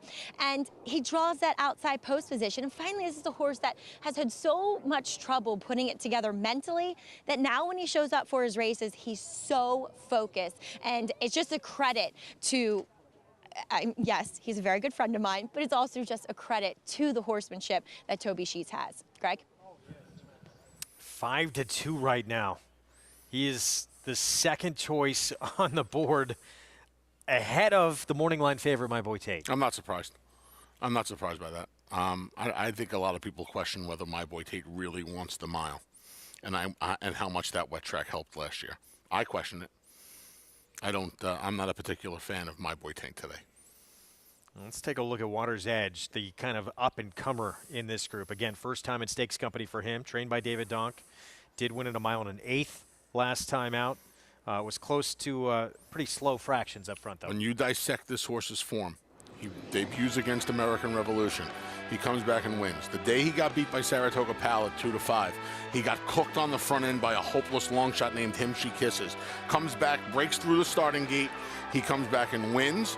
He gets beat in a race where he ran in spots the Yankee division. The blinkers went on and he put it all together. I think this horse is very, very, very dangerous today. He's 4-1 right now. Yeah, you mentioned, I mean, his debut, he faced American Revolution. It looked like he was going to beat him that day. He only lost by a neck. American Revolution, of course, has become a Grade 1 winner for Todd Pletcher, winning the Cigar Mile. So 4-1, Jorge Vargas Jr. rides here. I'd put him right on the lead today. Let Lobster chase him. If I'm Dave Donk and Jorge Vargas, we talked about how I feel My Boy Tate is playing Lobster's game today. Water's Edge should make Lobster play his game today. Come chase me. Put him on the chase, and let's see if he can be as efficient as he is when he's on the front end. How quickly things change in this game. Just 2 starts ago for Lobster, who we're looking at here, was 28-1 when he faced My Boy Tate in our last buck. Wins that race, and then value was no more. And now he's the favorite again here. Yeah. And it's amazing how if you use the racing form and the Buyer Speed figures, kind of has that one figure from that Stallion Series race 2 back. And his figure last time makes him competitive, but he really just has that one figure where My Boy Tate has a handful of figures that are better. And I would, if you're like me, I'm always looking for the improving horse. I think that's Water's Edge. See if someone can step up here, a new face, and that would be the new face. Water's Edge, Chestertown. This was an expensive horse. Over $2 million, right? Yes, he was. Already a state-bred stakes winner, but hasn't lived up to the expectations with that kind of purchase price.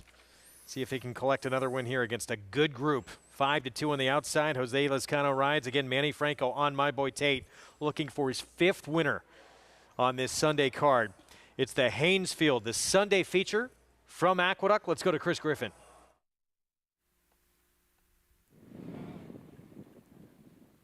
Chestertown to the outside.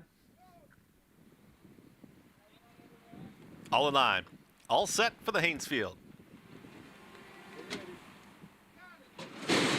And they're off. Lobster broke well, so did our last buck in the pink cap, and here's some pressure from Water's Edge down towards the inside. Water's Edge assumes command. Lobster wanted to get out just a touch, is now taken back into the second position with a 3 wide. Our last buck. Chestertown, the gray, is up on the outside, 4 across the racetrack. Then comes My Boy Tate, and the early trailer is Brew Pub.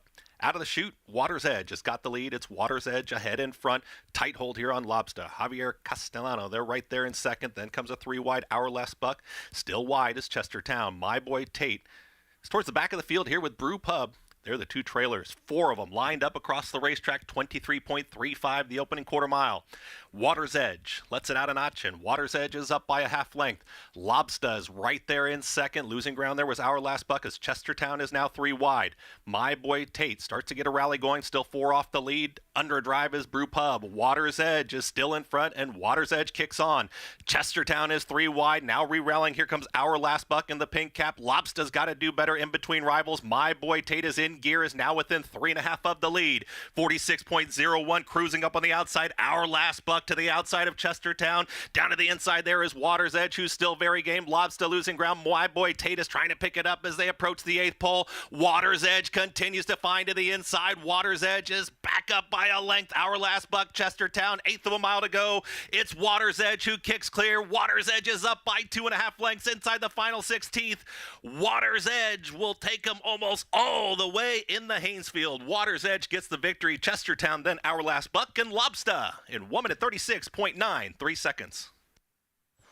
Water's Edge, Jorge Vargas, aggressive early, got to the front, and in his stakes debut takes the Haynesfield. Fantastic job by Jorge Vargas. This horse did not break cleanly out of the gate, and he just kept throwing the reins at him until he got there. He was able to establish. He put Lobster on the chase. That discouraged him. Big move from Our Last Buck, who made 2 moves in the race. Chestertown hung around, but a good job by Dave Donk getting Water's Edge ready for his stakes debut, which turned out to be a daylight score winning one. Nothing today from My Boy Tate. No, you kind of felt like the mile was going to be his undoing. At least I did. A few other people did. He was dismissed as the co-second choice, and he just didn't fire his best shot today. 2-6-5. Water's Edge. David Donk, Empire Equines. Jorge Vargas Jr., the win. Chestertown winding up second, and the other Michelle Nevin runner. So much attention on My Boy Tate, but yeah, Our Last Buck completes the trifecta. Yeah. Good price too at 11-1, second longest price on the board. There's, boy, these New York Jets fans, they're as loyal as they come. There might not be a more loyal guy as a Jets fan than Dave Donk. He's got that hat on, I would imagine, 23/7. I hope Jets fans appreciate him. He gets more airtime than the team does. Water's Edge at 4-1. Impressive performance here, and able to hold off 2 of the best horses he's ever had to face. Obviously faced a great one in his debut, but the best horses he's probably ever had to hold off in his career, and he does it convincingly. 136-4, final time for Water's Edge in the Haynesfield. 4-1 upset in our Sunday feature. We'll be back to wrap this one up. Nightcap still to come, and feature still ahead at Oaklawn as well.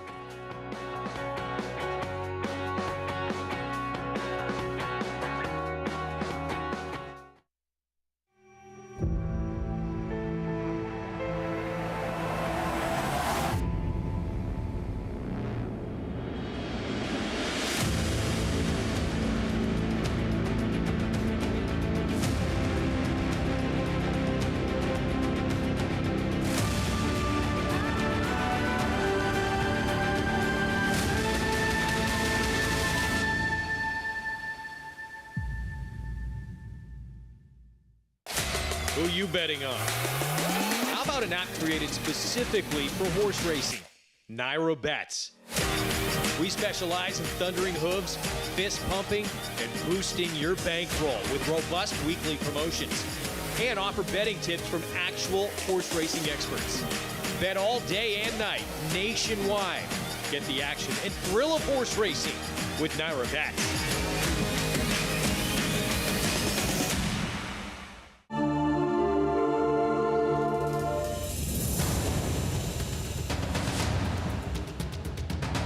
And here is Sharp Azteca now to take the lead. 3/4 up in 1:10-4.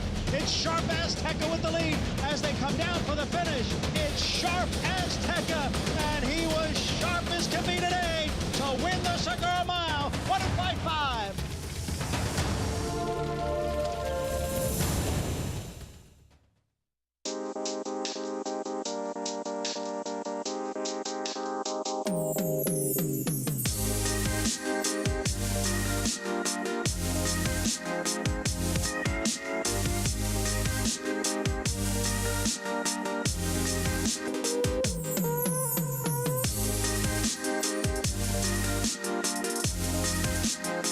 Stay fabulous. Resorts World. Back on America's Day at the Races, program brought to you in part by Claiborne Farm. 100 years of doing the usual. unusually well. Feature in the books on this Sunday program here at Aqueduct. And Water's Edge stepping up and delivering a big performance here on a front-running ride from Jorge Vargas Jr. Isn't the first time he's done what he did today, too, Greg? He kind of looked like on the turn he was going to start backing up. And then he kind of like finds himself again and re-rally. You don't see horses re-rally on the front end more often than not. But that's exactly what he does, and he looks like he's going to be beaten. The next thing you know, he's 2.5 in front again. New York bred that had so much promise early for David Donk. A couple of races where he disappointed at very short odds-on prices, but now he's redeemed himself. Like I said, if you really dive into those races, the Saratoga Pal race, he was running to the ground by a 30-to-1 shot. He broke through the starting gate on the September 24th race, and then since then, you know, he's been kind of, you know, Dave's taking his time with him, and he's gotten him pointed in the right direction, certainly. Let's head downstairs to Maggie. Pleased to be joined by winning rider and trainer Jorge Vargas and Dave Donk. And Georgie, I saw you. This is your horse. You were so excited when you won with Water's Edge, giving him a big pat down the neck. How much does this win mean for you? I mean, I love this horse. He's a fighter, though. He likes to fight. He digs in hard. And it's a special win for David. You know, he's helping me a lot. And every time we get a big one like that, it's extra special for me. Congratulations. You were aggressive, too, from the start. Did you know that you wanted to take the lead? Yeah, I mean, I want to be forward. You know, I want to keep him on his game. He likes to fight, so I say, I mean, they're going to have to go away from me to go by me. So, I mean, he worked out good. Congratulations. And Dave, I remember talking to you after this horse's second start, breaking his maiden impressively. 6.5 to 1 1/8 miles. He's won every distance in between now, too. This is a talented horse, and you said that from the onslaught. Well, listen, he proved it today. Today was a pretty big class test. So, you know, I had a choice of any other than open allowance or this. So, but his last two races are really good. He's run good numbers. He deserved the opportunity, and I think most of the handicappers agreed. Do you stay on the road with the New York Bred Stakes Series? Yeah, I think so. I'm not going to be that aggressive yet. I don't know. I mean, listen, I discussed it with, John and Sandy. They own and bred this horse, so congrats to them. They're not here today. But, yeah, I really don't know what's next. I haven't looked past this today. So, but, I'm sure he gets a pretty good number today. It's a good race. I suppose we'll get a little antsy somewhere. Well, enjoy this win. Let it soak in. Congratulations. Really job well done with him. I appreciate it. Thanks. All right, Water's Edge steps into stakes company for the first time in this Haynes field. Gets the job done, Greg. He does. Good for Dave Donk. Impossible not to root for that man right there, who you can always find with that Jets cap on. And this horse, too. Yeah, he won on the front end today. But it doesn't look like he's a one-trick pony. Like Maggie said, from 6.5 to 9. Track labeled good. He's run well on muddy tracks. That day when he broke through the starting gate against Prince of Pharaohs, that might have been one of his best efforts. I don't think people understand how much that takes out of a horse. But again, like I said, he's done very, very little wrong in his career. Never out of the exacta in 8 starts, and he does. He just does a great job. He shows up every time he goes to the start. I mean, look, he gets beat a neck to American Revolution. 3 lengths the day he gets into that pace duel. A half length after he breaks through the gate, and a half length to a horse in Yankee Division who's as hickory as they come. And that race to Yankee Division, Greg, I think proved to Dave Donk this horse needed a pair of blinkers, and now he's 2 for 2 with them. Yes, he is. Good to note that. And now a lot of big options for that horse going forward into the summer. 8th at Oakland, their feature's coming up next. It's a $100,000 allowance race, 5.5 furlong sprint, even money right now. On the 8, Devil's Tower, who has put together 3 consecutive wins. He's won 5 of his last 7, and he ran just a monster number last time out. We'll start there with Rolling Fork, John Ortiz. Yeah, he's won. Rolling Fork was off the layoff from August last time and got the job done from off the pace in the slop. We'll see if he could duplicate that on a fast track. Name rejected. He won 2 back against Condition Claiming. Yeah, the blinkers went on that day. He didn't fare as well as the 9-5 favorite against starter foes last time. Strato Fortress took him 7 starts, finally broke through with his maiden win last out. Yeah, here at Oaklawn Park, he hit the board in his prior 2. He's going to need a better effort today. Life is Hard was behind him, came back to win next time out. Ernie Banker, he ran a big race last start. New York bred found his way down to Hot Springs, got the job done against Lesser last time.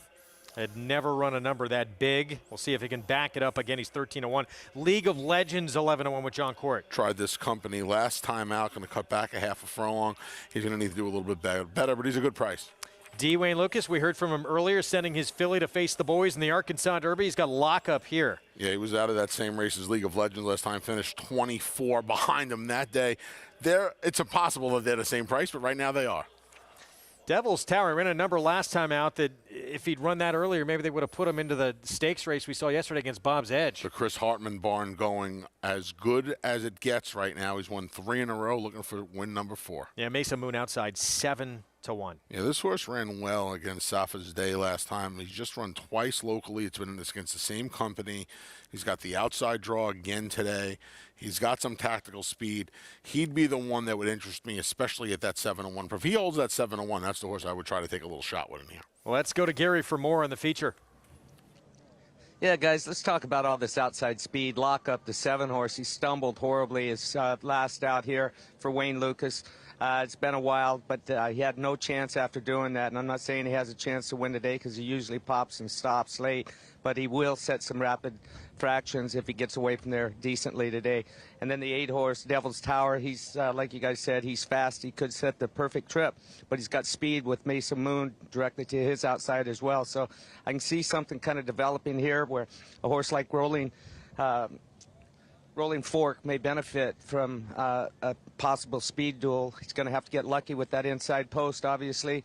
With traffic-wise, can't afford to lose a whole bunch of ground and can't afford to get stopped early, guys. Well, 9-2, Rolling Fork. We'll see if he can take advantage for John Ortiz.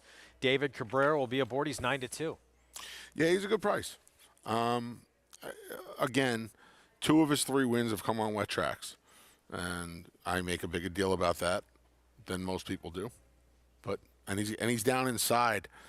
David Cabrera is going to have to get him away from there cleanly. You know, last time was against fellow Arkansas breds. He was drawn 10 of 12, had a pretty clean trip that day. I don't know what happens from the rail against, you would think, is much tougher, Greg. Here he is. So 9-2, one off the bench. He hadn't raced since late August, comes back late February, gets that victory. It was on a sloppy racetrack. It was against state-bred company. This is going to be a much tougher task here this afternoon, but looked good in the return. He did. That he did. That he did, sir. Meanwhile, Mesa Moon, horse who has been competitive against very tough company the last couple of starts. Same condition he's been in. He's run it today the last 2 tries. He hit the board in both. Yeah, I mean, I wonder if maybe he wants a little bit more ground, though he's perfect in his one start at this 5.5 furlong distance. That was at Will Rogers Downs when he set as moderate a pace as you're going to see last spring back in 2021. But yeah, I mean, I'm hoping that Edwin Gonzalez kind of rides him the same way he's ridden him in his last 2. Just keep him in striking distance and hope for the best from the 3/16 pole home when they straighten for home. 6-1 in here. I mean, I think it's unquestionably that the race goes through the 8, though, right? Yeah, the way the barn's going, the Chris Hartman barn is going, and this horse on the 3-race win streak. We talked about this earlier, how hard it is to win off our friend Tom Amos. He's won 3 in a. The first start, he didn't run well at all. And you probably, a lot of people probably said to themselves, well, there's another one you claim off of Tom Amos, and you're going to, quote-unquote, eat. Didn't eat this one. This one's won 3 in a row. He's earned $75,000 this year after being claimed from 20 towards the end of last year. And, he's a testament to how well the barn's going right now, winning at a solid 25% clip. The race goes through him. He can be on the lead. He can be just off the lead. You'll love to see Francisco Arrieta. Yeah, love to see that versatility. And when that win streak started, he's won 3 in a row now. Talking about the 8 again. It started beating Molto Vivace, and maybe he got a little bit lucky in that race too, because Molto Vivace blew the break that day. We saw him come back to win earlier on the card. He looked impressive. And then start by start, really, especially this last start, he's just kept on rolling and seemingly getting even better, just getting some momentum. Yeah, the last race on the wet track, right, the muddy sealed track where he wasn't right on top of the pace like he had been in his prior 2 starts. His prior 2 starts, he was essentially on the lead both of those starts after fighting for position early on in the running. Last time he was decidedly off the pace and didn't get to the front until mid-stretch, deep stretch. So that versatility is certainly going to help his cause. That's the race I think you have to be most fearful of if you're his competition in here. The 2 prior races were good. The last one kind of took him to a different level. Yeah. And was it the off track? Was it the off track? Yeah, we'll find out. See if he can kind of reproduce that kind of number in here. If he can, everyone else is seemingly running for second. There he is, those white blinkers, the 8 Devil's Tower, son of Into Mischief for Chris Hartman. And, you know, a lot of barns out here. I mean, Brad Cox is here, Steve Asmussen is here, Robertino Diodoro, but Chris Hartman winning at 26%. He's just been tremendous every step of the way so far. Yeah, the barn's doing very little wrong. Even, you know, he's won or hit the board with half of his. He's won with a quarter of his runners. He hit the board with another quarter of his runners. That's 50% of the money with a 25% win percentage. It's pretty impressive, like you said, at a competitive meet. If you look at the dirt racing around the country right now, is it any better than down at Oakland Park? Outside of the Big Apple, I mean, really. I mean, the dirt racing down there is as competitive as it gets. Yeah, and they get, obviously, it was a lot more during COVID because people were forced to, everyone kind of chip in there, but still you get outfits from a lot of different areas coming into Oakland. It's a melting pot. So it's a melting pot, and you deal with all different types of barns, and you know the money's lucrative, and it's tough to win these. I mean, this pot's $106,000. Some of these horses are going to go to venues after this meet's over that they're not going to run for that money in the next 3 starts combined. Got to keep that in mind. So you want to strike while the iron's hot, and Chris Hartman's certainly doing that. Well, there's name rejected moving in that too. Ricardo Santana Jr. aboard. The best race he ever ran, it was 2 starts back, and he was quick early in front. Where did that race come from? Hadn't seen it before. Huge figure that day. We expect him, I guess, if he can be that quick again early, potentially can be effective in this spot. But it's the 8, the 1 to beat. Devil's Tower here in the Sunday feature from Oaklawn. Let's go to Vic Stauffer. Post. They're off. Name rejected breaks sharply. So does Devil's Tower in the center. Lockup is between horses. Strato Fortress and Rolling Fork at the rail. Then to the outside in Mesa Moon, followed by Ernie Banker. And the trailer is League of Legends. And Lockup now sprints clear. It is Lockup 3 lengths suddenly in front going into the far turn from Name Rejected, Rolling Fork, and a 3-wide Strato Fortress. Devil's Tower going for 4 in a row has 6 lengths to make up. And he's 2 in front of Mesa Moon and Ernie Banker. And the trailer is League of Legends. And the front running leader is Lockup. Lockup to the quarter pole. He leads by 2 lengths now as Strato Fortress begins to run after him. Here's Strato Fortress within a length and a half of the lead. Rolling Fork is next. Devil's Tower still 5 off the lead. Mesa Moon outside of him, and Strato Fortress runs by Lockup, and he's the new leader. Strato Fortress now a length and a half. Rolling Fork. Mesa Moon is rolling in the center of the track. Not today for Devil's Tower. Strato Fortress has the lead. Rolling Fork needs away. To the outside, Mesa Moon, Strato Fortress, Ernie Banker between horses. Strato Fortress, Ernie Banker, Strato Fortress, Ernie Banker. Wow, what a race. Ernie Banker beats Strato Fortress, Mesa Moon, and Rolling Fork. Ernie Banker, he ran the race of his life last time as a 5-year-old in his 15th career start. Proving it was no fluke here. Yeah, let's win 2 for Ernie Banker, who comes from, he had 1 horse beaten down the backstretch. Splits horses nicely under Christian Torres. Usually Maggie and I are on the show when Christian Torres wins one. You're gonna have to do the pinch hitting today, pun intended, with Ernie Banker, Greg, as Christian Torres does a great job right between Strata Fortress and Mesa Moon. It's hard to call this photo for second in the shadows. Mesa Moon might have got set. It's close. That's close. I thought it might have been the 9 for second here. Strato Fortress running big in his first try against Winners. Took him 7 starts to break his maiden. Big effort.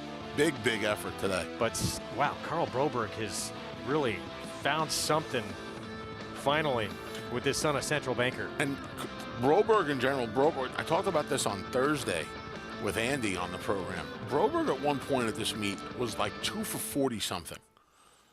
I think it was like 2 for 47. And since then, he's gone like 14 for 40, which is, you know, kind of getting lost in the Wayne Potts, Chris Hartman shuffle at the percentages they're winning at. The Broberg barn has just kind of taken off the last, I don't know, 6 weeks, 5-6 weeks in the meet. And again, being on the outside, it has been a great place to be at Oaklawn. Yeah, for the most part. The favorite didn't fire today. Favorite didn't look comfortable from the time the man said go. Devil's Tower didn't really get involved. At no point did he look like he was going to contend for any piece of the pie, and he didn't. He wound up beating maybe 1 or 2 home. I don't know if it's 16-1, as good as he ran last time out. Ernie Banker, the win in the feature. Prices when we come back, and the nightcap still to come. Stay with us.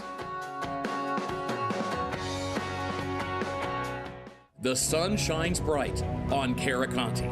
His first crops of racing age are showing brilliance on the racetrack with a high percentage of stakes winners. His versatility is evidenced by winners on all surfaces across the globe. And his offspring are lighting up the sales ring. With his biggest and best quality of books in the pipeline, the sun shines bright on this value sire. Caraconte, standing at Gainesway.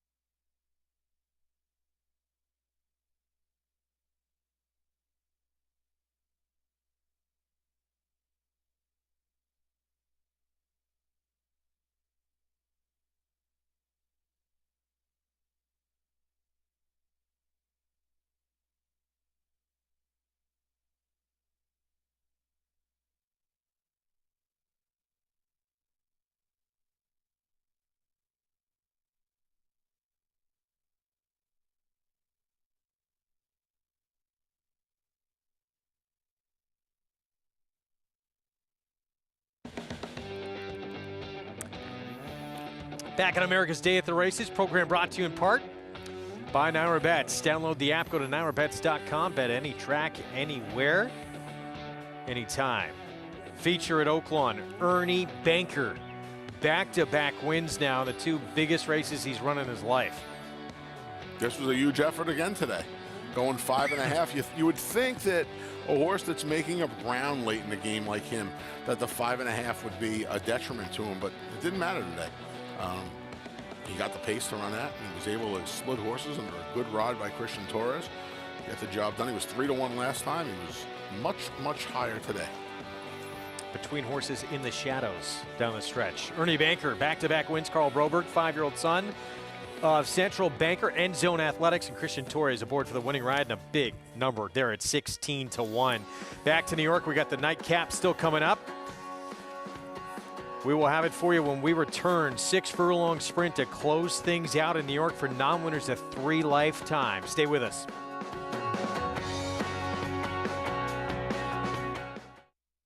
Good Magic's in front. Good Magic pulls away from Sobomini.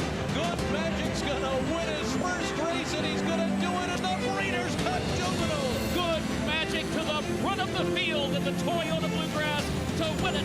The champ is back. Good Magic in a good-looking performance. 800,000, 75, 875, 8.5. Pete, 775,000. Thank you. Magic's in front.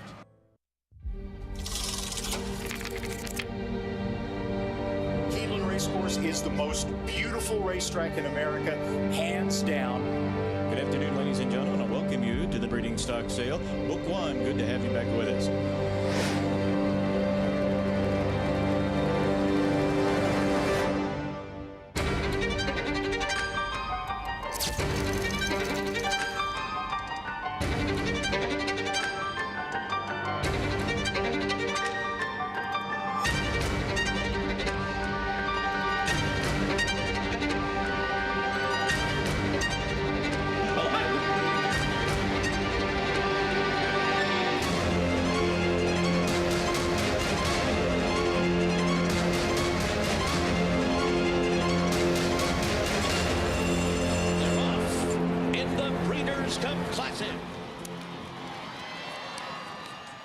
Nobody wants to fall into a safety net, but when adversity or hardship presents itself, it beats the alternative. Since 1943, the Jockey Club Safety Net Foundation has been serving those individuals and families in need across every facet of the thoroughbred industry. Help us continue to be the safety net and catch those most in need. Visit tjcfoundation.org to learn more. Good to have you back with us here on America's Day at the Races. We're going to be saying goodbye to those watching on Bally Sports Southern California and San Diego. Thanks for being with us. You can catch the conclusion of this Aqueduct program and at Oaklawn by going to Naira Bets on the app or at nairabets.com. Of course, our coverage continuing on FS2 and SNY.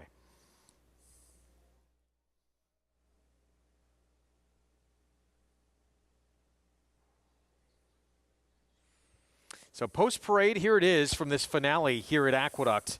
6 Furlong Sprint, horses who've not won 3 lifetime. We start with Katie's Courage. First time back in the care of Ralph D'Alessandro after 4 subpar efforts up at Finger Lakes. Haven't seen her since November. Our Working Girl, she is quick early. Second choice at 5-2, figures to be on the front end under He-Man Harkey. Betty Smile, 9-1. Carl Grusmark. Parlayed a front-running Bias to a victory 2 back at a big price, then failed to show up last time out at a mile. Infringement. This one going to cut back in distance. Yeah, get Sammy Camacho Jr. aboard. Made a big late run to get second. Last time out at almost 18-1. Fudge Brownie, big price. Yeah, another Ralph D'Alessandro runner in here. We'll see how this horse fares off a September layoff. Big Q, Dylan Davis, leading rider at the meet. Drops in from State Bred Company to this $25,000 claiming race against the 3 life competition. Jorge Vargas Jr. on the 8, who went by, and here's High School Crush. High School Crush, cutting back from a mile. Kendra Carmouche stays. 0 for 10 at Aqueduct, though, and 0 for 7 at the distance in her career. Let's head down to Maggie. Well, our Working Girl, she could work out the right kind of trip here, but given her last 2 efforts, maybe she's a little bit on the untrustworthy side, though the flat 6 better for her. The horse that I'm interested in is, of course, annoyingly for me, is favored now. That's number 6. Big Q drops back into the level where she was taken 2 starts ago. Now, last time when trying just superior competition, she was washed out, incredibly hyper and obstreperous in the paddock, then ran off in the post parade when she refused to link up with the pony. So things just really did not go well for Big Q that day. This time around, they kept her in the saddling stall, have kept her quiet, brought out to the pony with the strap on. She's done everything right today. 2, she's not a horse that's going to let the speed get away from her either. So this is 1, too, that has a lot of backlash. She is a New York bred stakes winner. Granted, she never went on. She was just a precocious 2-year-old, and she's still basically the same size as she was 3 years ago. But I do think she makes a lot of sense in this spot. Now, number 8, Left Leaning Lucy. I know Anthony's interested in her, which I can't really see on paper, but her and Big Q look best in this field from the physical perspective. And then one that my eye just kept meandering back to, as Anthony said, Betty Smile rode the Bias to a victory 2 starts ago, but she's put in 2 pretty quick works since that last effort. I like the stretch out and turn back to the 6 furlongs today. Like I said, Greg, my eye just kept going back to her for some reason. Maggie, thanks. 10-1 on Betty Smile. Jackie Davis will be aboard. Yeah, this is a wide open race. I'm hoping Left Leaning Lucy can refine her sprint form from the late summer, early fall of last year. If she can, I think she can get a big piece of this and give Donk and Vargas a sweep at a late double. It's the nightcap from Aqueduct on this Sunday card. Let's go to Chris Griffin.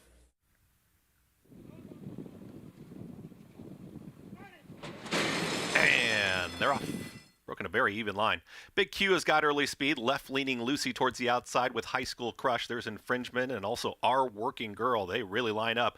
Our Working Girl now in the 2 path is Big Q with a 3 wide. Left-leaning Lucy. Watching the action there from 4th. On the far outside is High School Crush. Tucked in behind the leaders will be Betty Smile, is going to challenge for that 4th position. Dropping back a touch, infringement towards the back of the field. Fudge Brownie second to last, and Katie's Courage is the trailer. Pumped up opening quarter here. 22.87 for Our Working Girl. Girl, who shakes loose on the front end. Our Working Girl is up by 3/4 of a length. In pursuit is Big Q. Losing some ground is left leading Lucy, who's making a 3-wide rally now. High School Crush, Infringement. Red Cap is making up some ground, has got some traffic. Infringement might save ground to the inside as they get set to meet the quarter pole. On the front, it's Our Working Girl. The rail is wide open. Infringement with the momentum down towards the inside, and Big Q is challenging up 3 wide. Our Working Girl continues to find up front. Infringement not making up the ground is now stalling. Left leaning Lucy up on the far outside with Big Q. Our Working Girl is almost there. Our Working Girl is still fending him off. Big Q, one final push with left leaning Lucy. Here's Big Q up on the outside. Our Working Girl needs the line. Big Q in time. Big Q over Our Working Girl, then left leaning Lucy to the outside of Infringement in 1 minute 12.56 seconds. Dylan Davis, second on the day, now opens up a 7-win lead over Trevor McCarthy for the riding title here. Gets it done. Third win in 14 starts. Yeah, they left the gate 2-6-8. They hit the wire 6-2-8. Big Q. Gutsy effort from both Big Q and Our Working Girl today. Boy, it just seems like Our Working Girl does not want to close the door, Greg. Big Q had to make up a length and a half from the 16th pole to the wire, and she was able to do it just in the nick of time. Dylan Davis continuing to work to the wire, and it pays off. 9-5 favorite. Big Q gets it done in this finale here. 6-2-8-4. 58 wins at the meet for Dylan Davis, trying to secure his first ever riding title. And that would be huge with just a few days remaining. 7 with 30, we would assume 30 races to go. We've been running 10 every day. So you would assume with 3 days left in this meet, next Friday through Sunday, 30 races, 7. That he would. This would be a New York Mets in 07-08 type of collapse for him to lose this one. I don't know. Remember what happened last year? And it happened. I was in the booth. Part of it was you were. I was in the booth that day. Haynesfield. Yeah, Eric Cancel got his 6th in the Haynesfield last year, yes, right? He did. Yes, he did. He had a chance to tie the record in the finale. I believe he ran 3rd. Kendrick Carmouche was up 4 final day. And, yeah, Eric Cancel won 6 on the final day of the meet to win the riding title. So stranger things have happened, but Dylan Davis in a great position. No matter what happens, it's been a tremendous meet for him. And 2-win day here on this Sunday afternoon. 9-5. Big Q closes out the New York card. We still have the nightcap from Oaklawn coming up, so stick around. Joseph Lee, Katie Rich Stables, and Dilly Dilly. We'll be back.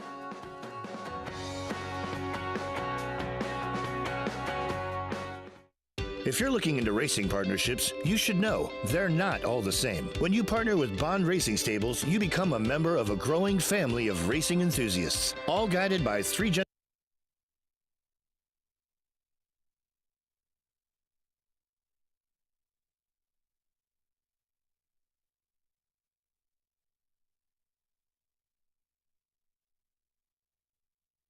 Bond Racing family, 3 generations of thoroughbred excellence.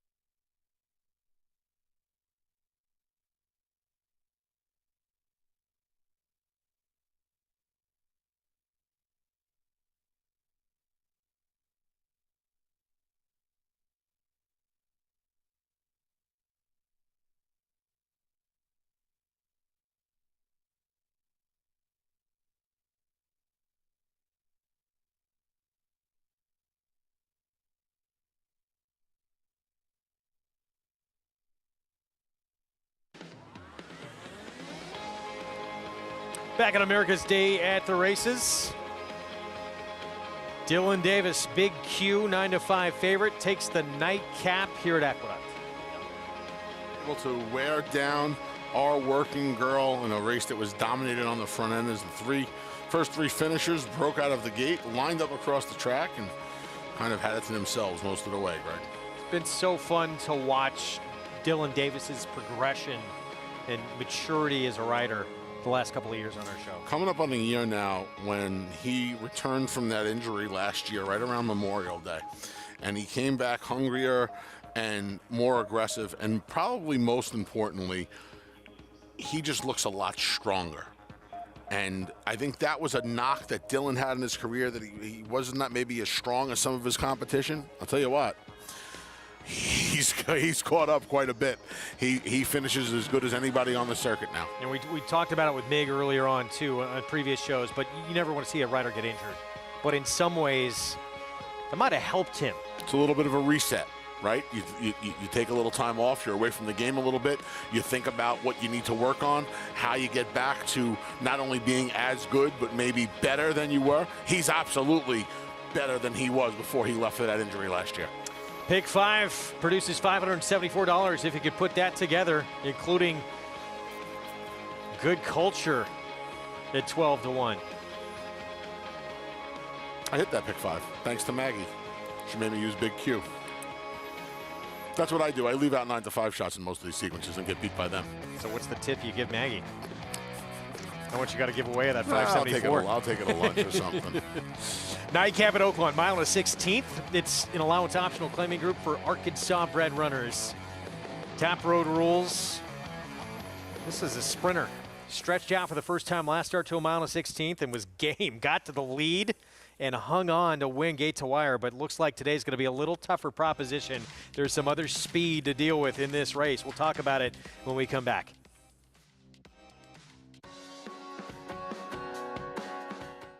Start spreading the news. If you're looking to win in New York, then breed in New York. To War Dancer, the millionaire son of Warfront, and New York's #1 sire of 3-year-olds. Breed to a proven performer, the #1 second crop sire at the Saratoga meet with multiple winners at Belmont and Aqueduct. Earn double the New York Breeders' Awards and participate in the New York Stallion Series with $2 million in purses. War Dancer, proud to stand in New York. Visit wardancerstud.com.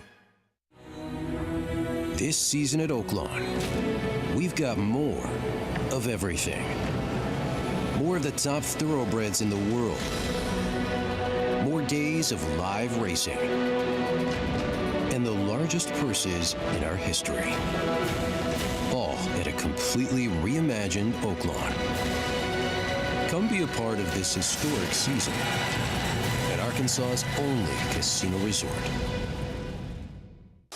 Run Happy, the #1 second crop sire by graded stakes winners and earnings. Run Happy is represented by Smile Happy, the Kentucky Derby individual future pool favorite. A leading dirt sire and now with an exciting Kentucky Derby hopeful. Call Bernie Sams now and book your mare to Eclipse champion Run Happy right now. Run Happy standing in stall 1 at Claiborne Farm. Racetrack Television Network brings you every race, from every track, on every screen, every day.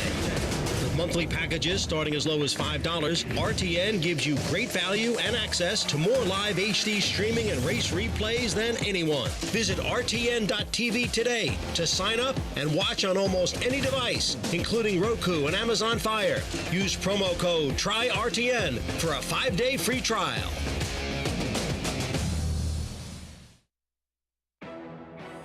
Back on America's Day at the Races on FS2 and SNY. Good to have you with us. Program brought to you by Naira Bets, where you can play it all. Go to nairabets.com, download the app, and bet any track, anywhere, anytime. Got the nightcap from Oaklawn next. Mile and a 16th here in this state-bred allowance optional claiming race. 5-2 favorite. It's going to be down on the inside, and this is one of the problems for Top Road Rules, the 6 who went gate to wire last time out, stretching out for the first time. This speed from the rail. Sprinter stretching out. UVC beat a 3-year-old, and Evie Sherman 2 back, caught a sloppy track. Ran well last time, just back in 2 weeks.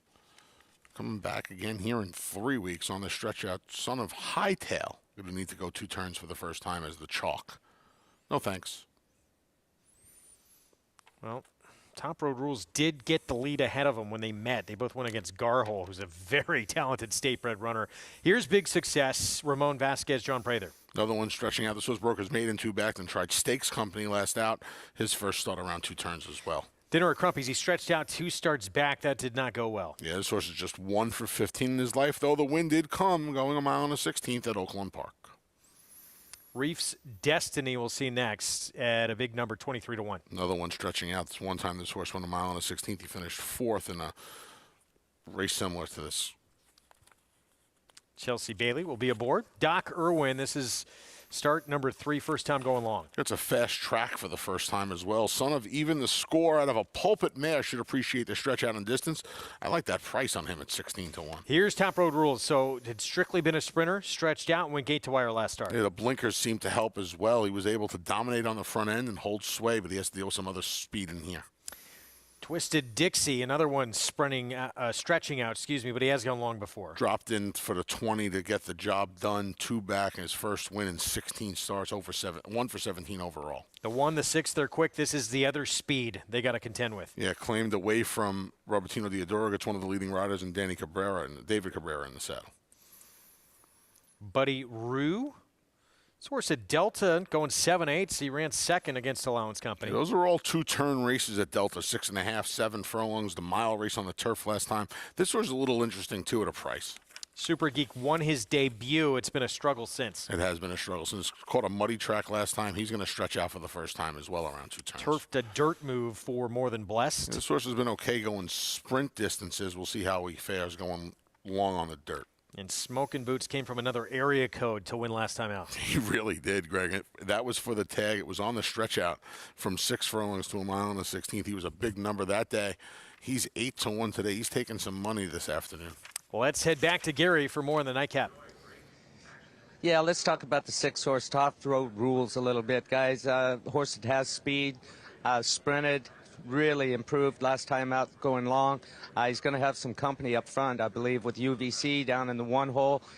Whether he can get her out of ground, and I think that Anthony made a good point. This horse ran a huge race last time out, better than most of them that he had run, and he's got to take another step forward today, and he's got to prove that he can get her out of ground. Just a little trivia thing here.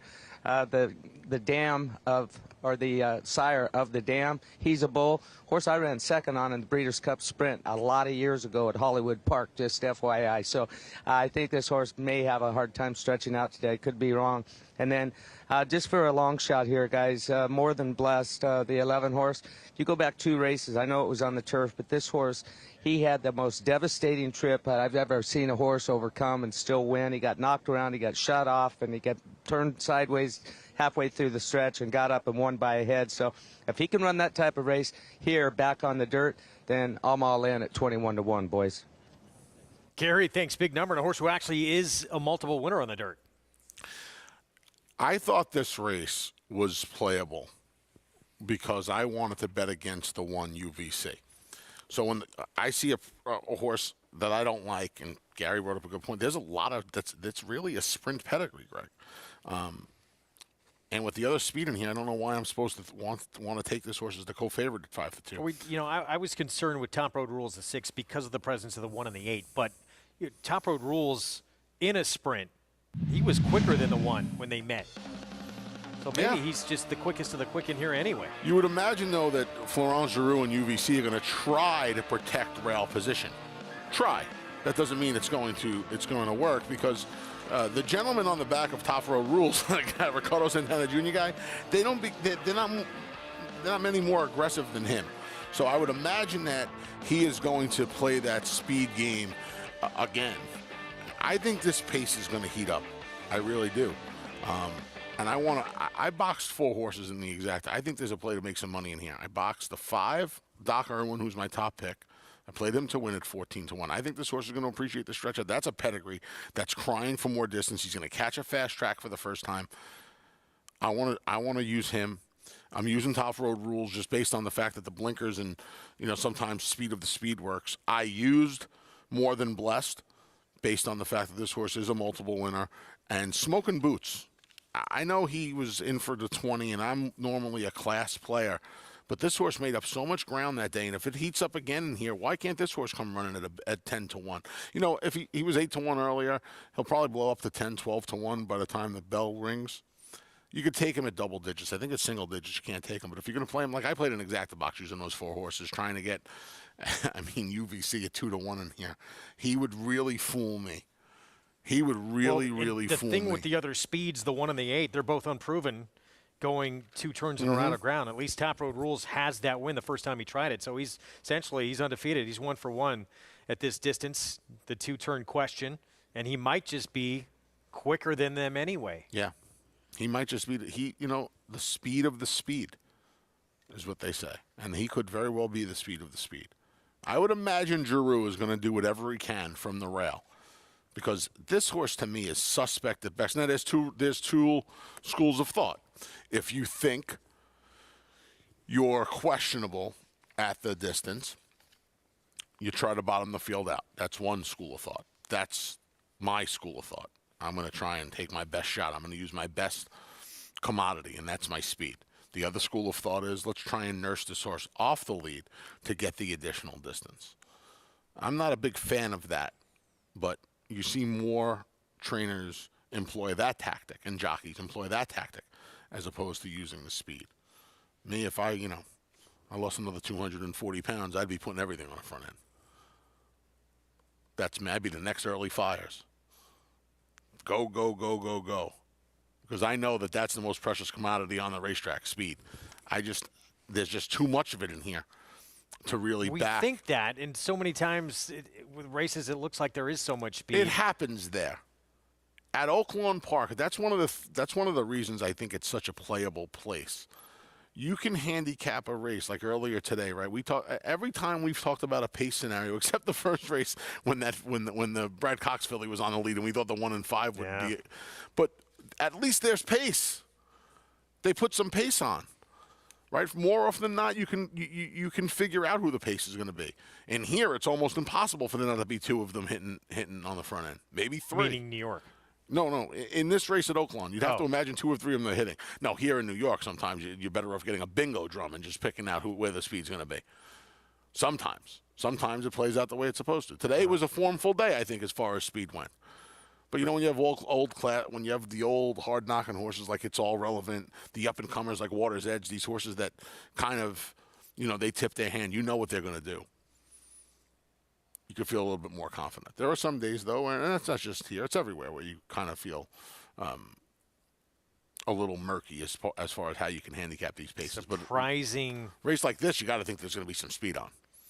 It's UVC, unproven, untested, trying 2 turns for the first time is the favorite right now. It's a little surprising from that inside with the other speed. He could win. I would. This horse is not for me. Would you agree, though, of the speeds, the 6 is the one? I don't know how they're the same price. With the blinkers going on and the benefit of the 2-turn race, not even a race, a win last time. How they're the same prices boggles my mind. See how it plays out here. Again, the 1, the 6, the 8, those are the ones that want to be forward on the engine. Top Road Rules, the 6 was the one who went gate to wire last start at this distance to break his maiden. Now he's in against winners. We'll see how it plays out in this finale from Oaklawn. Vic Stauffer with the call. The last 2 to load are Top Road Rules and Smokin' Boots.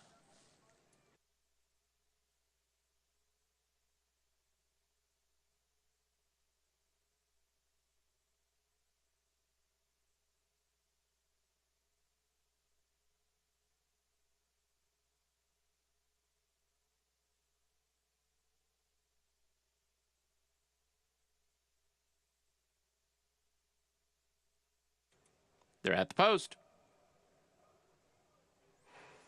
They're off. Good start.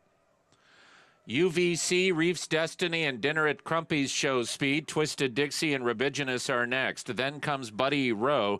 To the outside, Smokin' Boots and Super Geek are both going to be super wide. Then Big Success at the rail, followed by Doc Irwin and More Than Blessed. And the trailer is Top Road Rules. Top Road Rules at the back of the pack. So they turn to the backstretch with UVC and Dinner at Crumpy's and Reef's Destiny. These are the three. UVC leads by a neck. It's 2.5 to Twisted Dixie. Another length and a half to Big Success. Between horses, Buddy Rowe and a 3-wide Rubiginous. Doc Irwin is midfield for Conchari and about 7 from the lead. Super Geek and to the outside and Smokin' Boots. Then 2 lengths further back to More Than Blessed. Top Road Rules is still the trailer as they pass the half-mile marker. UVC and Dinner at Crumpy's. UVC a neck in front. Dinner at Crumpy's is second. Twisted Dixie is about to join and pass his stablemate. Here's Twisted Dixie up into third. Buddy Rowe, Big Success, and Rubiginous all have 5 lengths to make up. Top Road Rules is out of last place, but he's wide around the far turn. More Than Blessed is next, then Doc Irwin, and Super Geek is the trailer. Dinner at Crumpy's and UVC. A 4-wide Buddy Rowe, and here comes Buddy Rowe threatening to run a big one. They're at the top of the stretch, and UVC has the lead from Dinner at Crumpy's. Buddy Rowe is in the center. 2.5 to Top Road Rules. Big Success looks for a way through and can't quite get through yet, and now he does. Meanwhile, from the center of the track, here's More Than Blessed to put ahead in front. More Than Blessed, Dinner at Crumpy's. Big Success at the rail, Twisted Dixie, but it's More Than Blessed who has the lead. Dinner at Crumpy's, Big Success at the rail, More Than Blessed in front. More Than Blessed won 3/4 of a length from Dinner at Crumpy's. Big Success a troubled third. Twisted Dixie was fourth. Thank you, Gary Stevens. More Than Blessed. He pointed out that horrific trip 2 starts back. Horse that had won a couple times already on the dirt.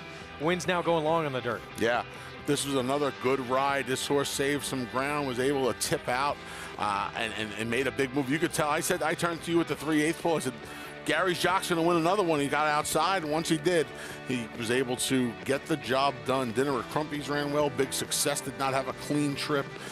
He's in the mix. He's in that show-dough photo as well.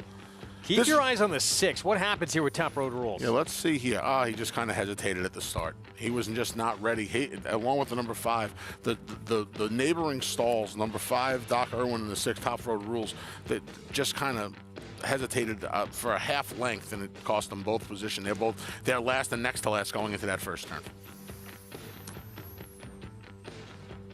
Tough go for one of the main contenders in this race. Then once that happened, it was game over for him. More Than Blessed, Tiago Pereira, a couple of wins for him today. Yeah, One doing on a good Kershaw job. as well. Doing a real good job. That was an excellent ride just now. Again, you know, you could tell we both figured the pace was going to be hot. They were 4 across the track going into the first turn. It wasn't even 2 of the horses we thought it was going to be. The 6 and 8 were nowhere near the pace. 4 of them going to the first turn across the track. Just save some ground. That's important there, too. You save a little ground at Oakland Park. There are days where the rail's good. There are days where the rail's not so good. It's always important to save some ground, and then when the real running gets done, you just get them to the outside, which is exactly what he did. Tiago Pereira gave these horses 2 fantastic rides this afternoon. Yeah, Gary's got to be very proud, and well done, Tiago Pereira. A lot of money in the line next weekend. Dubai World Cup program coming up, and Life is Good. Back in action, many believe the best horse on the planet right now. He looked awfully good beating Nick Sko in that Pegasus World Cup Invitational. Yeah, I see Arado Ortiz Jr. here just keeping his mind at his business. That is the defending, well, now retired horse of the year, Nick Sko, to Gray, chasing him futilely around the Gulfstream Park, Hallandale Beach Oval. And Life is Good. We're going to see how he's going to deal with the 1.25 miles and how he's going to deal with that desert night in Dubai next week. Looking forward to seeing him in action. So incredibly fast, athletic, and he's the goods. That was his first time going 1 1/8 by the way, and he did not look like he was slowing down at all. He's the goods. He's a nice horse. We'll see how far he wants to go.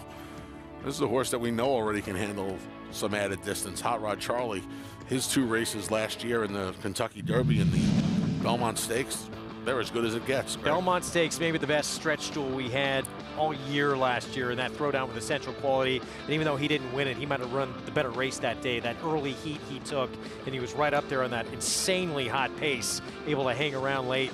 He has a win in a prep at Meydan. Can't hurt. it could help that he is acclimated over there and waiting. He was waiting for his American rivals to come. So it'll be curious to see how he reacts to seeing some familiar faces from the States. Looking forward to seeing this matchup next week. Should be fun over in Dubai. Well, these are two of several Americans, the contingent that's going to head over to Dubai. Midnight Bourbon, Country Grammar, and huge off the bench for Bob Baffert in that Saudi Cup for $20 million. Yeah, ran fantastically. But everyone's seemingly believing everyone's running for second just about any time Life is Good is going to line up the rest of the year, I would think. Yeah. Until he loses. Until he loses, correct. Yeah, we'll see if he can keep the roll going next week out in Dubai. Looking forward to it. Dr. Schivel back in action, who heartbreaking loss in that Breeders' Cup Sprint to Aloha West. Yes, that was a tough beat if you liked him. Had fun with you on this this Sunday afternoon. It was good to spend some time with you. Same here, my man. We are back on FS2 on Thursday, 4 Eastern start time. Ernie Banker putting together back-to-back wins. Play 2, win 2. 2 in a row for him. How about the Haynesfield Water's Edge? First time in Stakes Company for trainer David Donk, Jorge Vargas, and he makes good. Gate to wire for the win. Hope you enjoyed it. We'll see you Thursday at 4 Eastern.